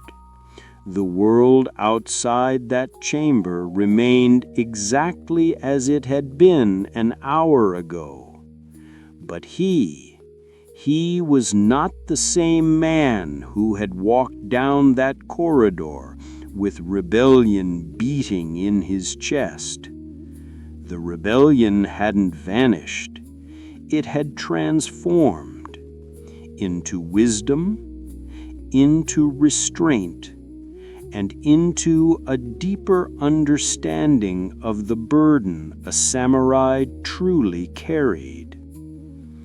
He descended the wooden steps leading toward the castle's garden. The rain eased into a mist, brushing his skin gently. Above him, a paper lantern hanging from the eaves flickered, its flame steady despite the shifting wind. He walked beneath it, letting the soft light fall across his face. One last thought rose in him, clear as the moon above the clouds. The battles that matter most are the ones that never have to be fought. And with that, he continued into the quiet garden, becoming just another shadow drifting peacefully between stone, water, and falling rain. Some kingdoms leave behind towering monuments, stone guardians that hold their shape long after the people who built them are dust. Others leave behind songs and poems, drifting across centuries like soft echoes. But there existed a kingdom, small enough to be forgotten by most maps, quiet enough to slip through the cracks of history, where the only thing it truly left behind was a whisper about a plot that almost mattered, but didn't. It was said that this forgotten kingdom lay nestled between mountains that were tall but not remarkable, rivers that were narrow but not poetic, and fields that gave enough harvest to survive, but never enough to thrive. Nothing about it was grand, and perhaps that was why history barely looked at it. In its capital, if one could call a cluster of wooden homes around a modest stone hall a capital, the nights were soft and uneventful. Oil lamps flickered not with glamour, but with the simple intention of keeping the dark away. Dogs wandered lazily through alleyways. Citizens closed their shutters early, not out of fear, but because there was simply nothing worth staying awake for. Yet on one such night, when the moon hid behind a veil of thin clouds, and the crickets sang their patient song, a group of men gathered in the small stone hall that served as the kingdom's seat of governance. They came not with banners or bold declarations. They came the way forgotten things often do, quietly, carrying nothing but a sense of mild frustration. The leader among them, a man named Errol, was not particularly brave or clever. His hair thinned early, and his speeches had a way of drifting into rambling stories no one asked for. But he had a certain persistence, the kind that could almost lead to something meaningful. Almost. Errol lowered his voice as he leaned over the wooden table in the center of the hall. Tonight, he whispered. "We change the future of our kingdom." The others nodded solemnly, though mostly out of politeness. They were farmers, millers, minor scribes, men who had stumbled into this plot the way someone stumbles into a puddle, unintentionally, and with slight regret. The plan, if it could even be called a plan, involved sneaking into the royal granary, switching a few ledgers, and presenting the king with figures so disastrously incorrect that he would be forced to dismiss his corrupt advisor, who, according to Errol, had been stealing grain for months or weeks, or perhaps it was just a rumor Errol half remembered. No one was entirely sure. But in forgotten kingdoms, one does not need certainty to attempt something foolish. Only a bit of boredom and a gentle push from a long evening. The men tiptoed through the hall, their steps soft on the uneven stone. Outside, the night remained whole, unbroken, as if unaware that a conspiracy was unfolding at all. They crossed the courtyard, where rain barrels sat collecting drizzle, and where a lone lantern swayed slightly in the breeze, like a sleepy guardian deciding whether the moment was worth noticing. It wasn't. At the granary door, Errol produced a key, borrowed, or perhaps stolen, though even he couldn't quite recall. He turned it with exaggerated care. The door creaked open, not dramatically, not ominously, but in a tired, resigned way. The kind of creak that said, if you're trying to commit treason, at least do it with conviction. Inside, the air smelled of dried grain and old wood. The ledgers sat neatly on a shelf in the corner, organized, dustless, untouched. Too untouched. "This is it," Errol whispered, puffing his chest a little. "History will remember this night." But history would not. In fact, history would barely notice the next few seconds, because as Errol reached for the ledgers, a mouse, small, uninterested, and profoundly unaware of its potential impact, scurried across the floor. Errol, startled, jumped back, bumped into one of the barrels, and knocked it slightly off balance. It wobbled once, twice, and then toppled, spilling grain everywhere in a soft, cascading shh. The sound echoed through the granary, louder than anything that had happened in that kingdom that week. The men froze. Outside, nothing changed. The kingdom did not stir. No guard came running, no alarm sounded, because no one cared enough to watch over a granary on a quiet night. Errol blinked. "Well," he whispered, "perhaps we should rethink the plan." And in that moment, the plot, fragile, clumsy, and already wearing thin, began to unravel before it had the chance to begin. The spilled grain spread across the granary floor like a slow, golden river, filling every crack between the stones. Errol stared at the mess with a mixture of shock, embarrassment, and the quiet realization that perhaps fate itself was gently nudging him away from treason. One of the men, a miller named Tovan, whose greatest talent was sighing loudly, rubbed the back of his neck. "If we sweep it up quickly," he whispered, "maybe no one will notice." But even he sounded unconvinced because the pile of grain was large enough to feed half the kingdom's chickens for a week. Another man knelt and scooped a handful, letting it run through his fingers. "Feels expensive," he murmured. "Smells expensive, too." Errol glared at him. "Stop enjoying it. This was supposed to be history." "It is," the man said softly. just not the kind anyone remembers. Their hushed voices bounced off the wooden beams above, mingling with the soft rustle of the grain as it settled. The air felt thick with a strange combination of failure and gentleness. Not the sharp failure of ruined empires, nor the tragic failure of kingdoms collapsing, but the small, almost endearing kind of failure that belonged to people who had never truly been dangerous to begin with. Aurel brushed dust from his cloak, straightened his posture, and cleared his throat in the way someone does when trying to salvage dignity from an undignified situation. "The plan isn't ruined," he insisted. "We simply need a new approach.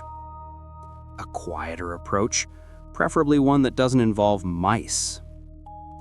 They murmured their agreement, but the night had grown deeper, and their determination had grown thinner, like a candle wick burning low.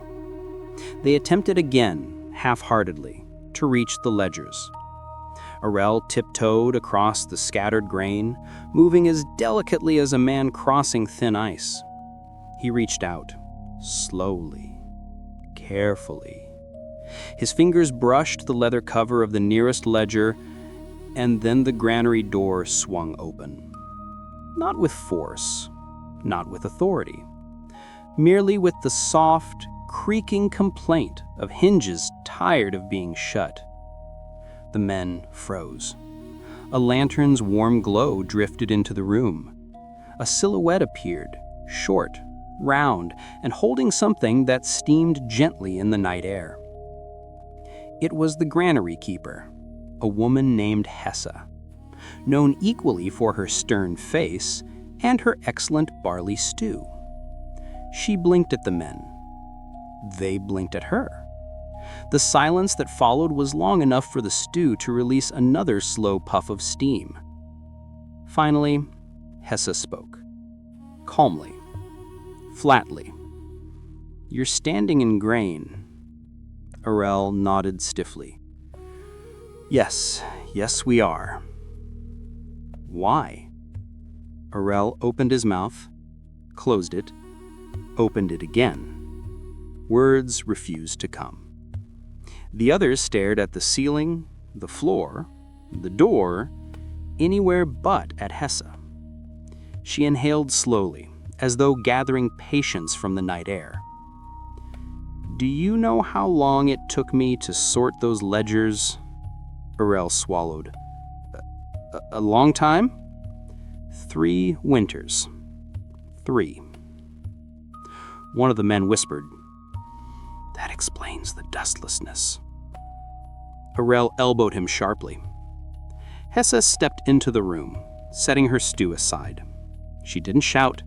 She didn't threaten. She simply looked at them with the weary expression of someone who had seen far too many foolish evenings. "Whatever you're trying to do, stop doing it. You're not very good at it." The men wilted, all at once, like a cluster of wet laundry losing its last bit of structure. Aurel bowed his head deeply.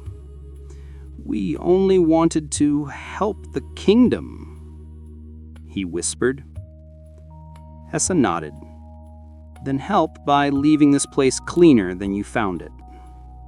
And with that, she handed them a broom. A single, unimpressed, slightly crooked broom.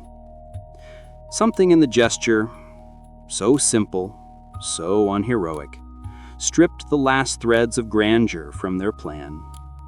They swept in silence, the bristles whispering across the stones. Outside, the night remained gentle, unchanging. And bit by bit, the plot that almost mattered faded into something small, harmless, and utterly forgettable. They swept for so long that the candle on the shelf burned itself into a small puddle of wax, and the night outside drifted into that quiet hour when even the wind seems to pause between breaths. The men worked in silence, each soft stroke of the crooked broom smoothing away the last hints of rebellion. Grain gathered in gentle piles, dust rose and settled again, and little by little the granary, once the imagined stage for their historic moment, returned to the humble stillness it had worn for years. When the last handful of grain had been tucked back into a barrel, Errol leaned on the broom, chest rising and falling with the exhaustion of a man who had nearly changed nothing at all. The others gathered near him, their expressions soft with a kind of sleepy resignation. "Well," Tovin murmured, "if nothing else, we cleaned something tonight." Errol let out a quiet breath, something between a sigh and a laugh.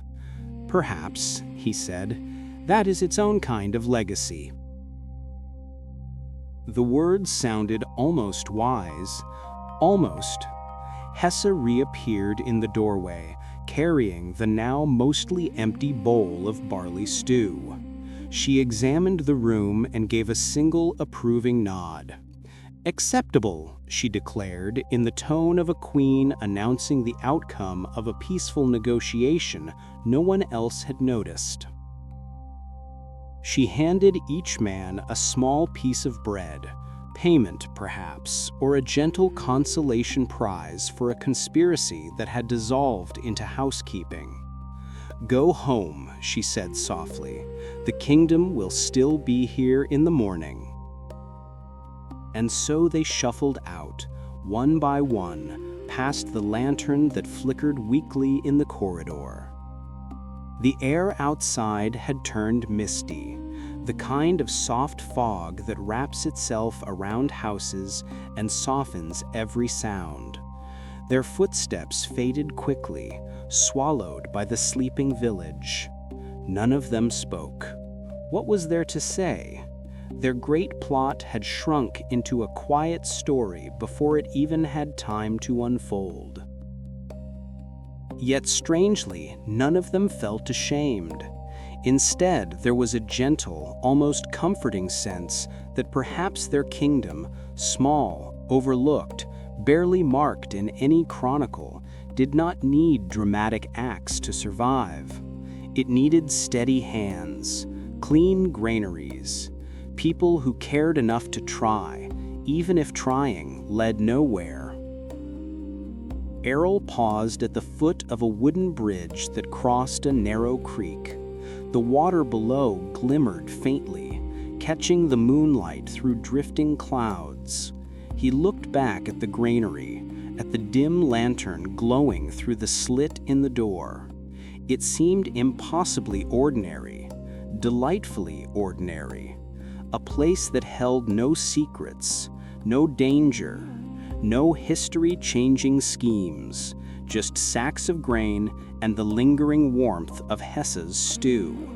He felt a small smile forming, unbidden. Maybe the kingdom didn't need heroes. Maybe it needed exactly what it always had: quiet people trying their best in small ways that no one would ever record. The others waited for him at the end of the bridge, their silhouettes softened by the fog. Errol joined them, and together they returned to their homes, their shapes dissolving into the night like chalk washed away by gentle rain. And so the great conspiracy became exactly what it was destined to be, a whisper that never grew loud enough to echo. A moment so small that even the stars seemed to overlook it. The kingdom slept on, peaceful and unchanged, unaware that anything at all had happened.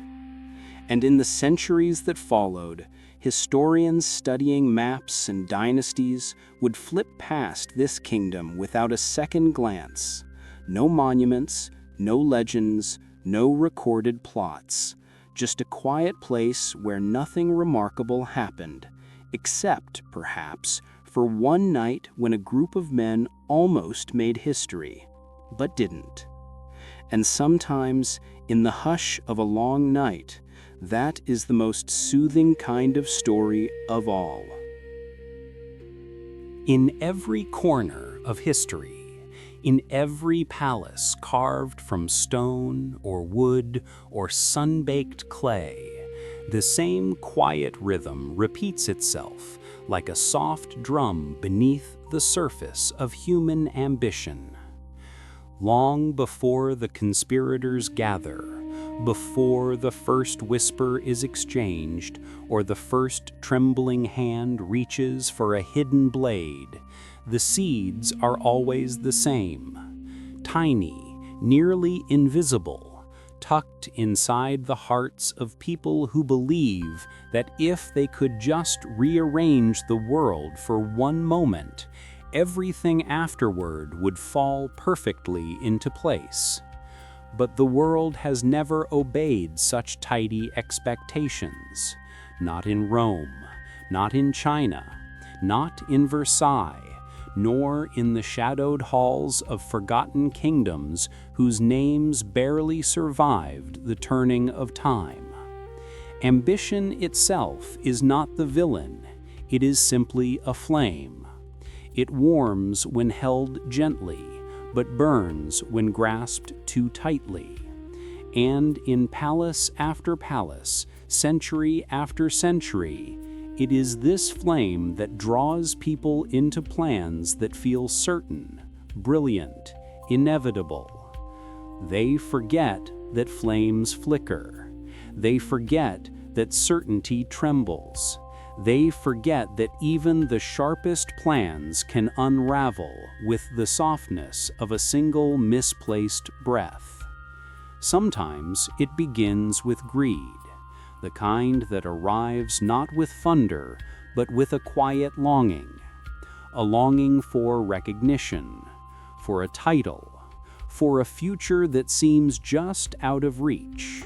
It curls around the mind like morning mist, harmless at first, even gentle, and yet, as nights pass and thoughts deepen, that mist thickens until a person can no longer see the path they once walked so calmly. Other times, it is fear, an emotion so human it almost deserves forgiveness by default. Fear of losing power, fear of being overlooked, fear of becoming irrelevant in a world that forgets quickly and replaces even quicker. Fear can be a sharper blade than steel, and many conspiracies begin not because someone wanted more, but because they were terrified of having less. Some plots fail because of mistakes so tiny they almost feel comical in hindsight. A door left unlatched, a candle forgotten burning too late, a message dropped in a corridor where the wrong pair of shoes happened to pass by at the wrong moment. History books speak of grand events, but they overlook how often a kingdom's fate turns quietly on the hinge of a trivial accident. And then there is betrayal, the quietest and yet loudest undoing of all. Betrayal rarely crashes in like a storm. It drifts in softly, like a breeze through loosely woven curtains. A glance held a moment too long, a hesitation in the voice, a decision to share one secret, just one, with someone outside the circle. And once even one single thread of trust loosens, the entire fabric of a plan begins to sag beneath its own weight. But perhaps the most universal truth found in every failed conspiracy, from the grandest empires to the smallest forgotten realms, is this: when the decisive moment arrives, when breath tightens and time suddenly feels too fast and too slow all at once, courage wavers, resolve thins, A heartbeat stumbles. A hand meant to act hesitates by a fraction of a second, and that fraction is enough to let the world slip back into its ordinary rhythm. The palace does not shake. The ruler does not fall. The night does not split open.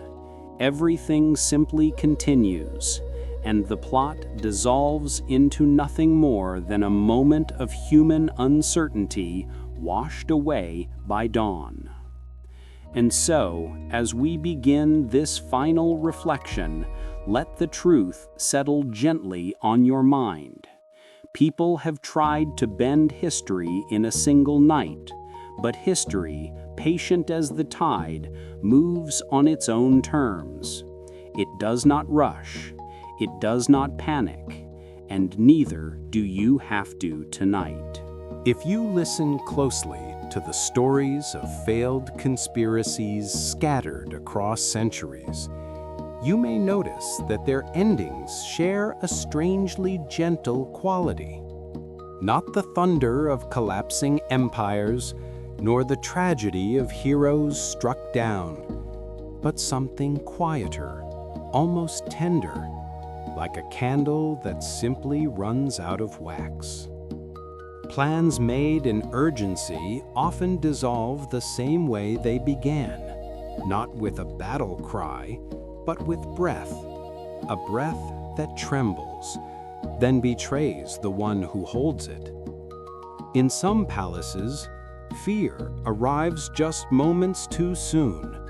The conspirator who felt bold in the shadows suddenly falters beneath the golden glow of a torchlight. A hand that was steady in secrecy begins to shake when faced with the reality of a heartbeat, someone else's, or perhaps their own, echoing in the stillness. That single tremor unravels a night woven from months of whispered planning, and history moves on. In other stories, it is the mind itself that turns traitor. A conspirator who rehearsed every step suddenly imagines vividly the consequences. A mother who feared for her child's future hesitates when she pictures the face of the one she intends to overthrow. A samurai poised before a paper door remembers a single lesson from a teacher long gone. Thoughts can be sharper than swords. And in those thin, fragile reflections, resolve melts. The plot collapses before it even touches the world outside the conspirators' minds. Yet, perhaps the softest failure of all, the one most human, is the mistake so small it feels like a sigh slipping out at the wrong moment. A letter forgotten on a desk. A footstep mistaken in the dark. A bird shrieking at the exact second someone was meant to move. These events, too trivial for any historian to record, have shaped more destinies than we could ever count. They are the quiet guardians of the world's balance, gently nudging history away from fires that were never meant to burn. And then, of course, there is betrayal, the thread that frays in every era. But even betrayal often begins as something much softer than malice. It begins as doubt, a question whispered into the self. Is this truly right? Is this truly necessary? Doubt is the small, trembling bridge between intention and action, and countless conspirators have lingered too long on that bridge, unable to cross. Eventually, they turn back, carrying their secrets into silence. Across all these stories, the pattern repeats. Ambition rises, fear stirs, Mistakes unfold, betrayal whispers, and then, quietly, like a tide smoothing the edge of the shore, life returns to its ordinary rhythm. The palace wakes at dawn. Servants sweep the floors. Courtiers bow. Rulers continue their rituals. And the conspirators, whether discovered or forgotten, become little more than faint shadows slipping behind the curtain of time. In the end, what is most striking is not the failure of their plans, but the ease with which the world heals from their absence. Empires continue, kingdoms breathe, seasons turn indifferent to the tension that once tightened the air. And in that gentle indifference lies a strange, comforting truth. The world is steadier than we think. It does not lean on any single plot, any single night, or any single fear. Even the grandest schemes dissolve like morning mist, and the day moves forward. As you rest tonight, you might feel that same truth settling in your chest.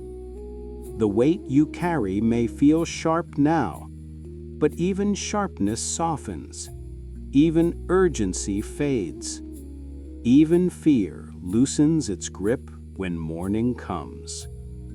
The world will not break without your constant attention. It will keep turning, quietly, patiently, in its own time. And so, as the long thread of history winds gently back into silence, a simple truth begins to glow through every failed plot, every trembling hand, every whispered plan that never found its moment. The truth is this: power seems enormous only from a distance. Up close, it is as fragile as a shadow on water, shifting, trembling, disappearing with the slightest ripple. The men and women who schemed through the centuries believed they were standing at the edge of greatness or disaster. They believed the world would tilt because of them. They believed their actions, this one night, this one plan, would echo through the ages. But the world rarely echoes in the way conspirators expect. More often, it simply absorbs their fear, their urgency, their desperation, and then exhales. Life smooths itself out. The palace resumes its routine. The sun rises exactly on time, and the grand plans fade as though they were never meant to fit inside the vastness of history. When we look back across marble halls, golden roofs, perfumed courts, rain-soaked fortresses, forgotten granaries, we see patterns soft enough to lull even the restless mind. Ambition that glowed too hot and burned itself out, fear that widened like a crack in ice, mistakes so small they barely touched the surface before sinking, betrayals whispered by people who were simply lost, not wicked, and most of all, hesitation, the human pause that stands between intention and action, reminding us that even those who tried to change the world were just people stumbling through their own uncertainties. In every palace, the same rhythm repeats: a plan, a spark, a rising tension, then a single thread tugged loose, and everything unravels, not violently, but naturally, quietly, elegantly, as though the world itself prefers peace and gently tugs history back toward balance. And maybe that is the message hidden in these stories, the message that has rocked kingdoms but soothed countless tired hearts. Endings are softer than we fear. Even the loudest ambitions fade into silence. Even the grandest plots dissolve into ordinary mornings. Even the heaviest worries loosen their grip when night deepens. So as you lie here, letting your breath become steady, you can release the weight you have been carrying. You do not need a plan tonight. You do not need to solve what has not yet happened. You do not need to outthink the world. The world will move in its own rhythm, with or without your effort. And you are allowed to rest. Let the tension slip from your hands the way conspirators let go of their trembling blades. Let the tightness leave your chest the way forgotten kingdoms release their unsung heroes into quiet anonymity. Let your thoughts drift like lantern light on the surface of a still pond, floating, dimming, softening. There is nothing to chase now, nothing to win, nothing to fear, only rest. As you drift into sleep, remember, even the greatest schemes end in silence. Even the fiercest worries settle like dust. And tonight, you don't have to scheme or change the world. You only have to rest.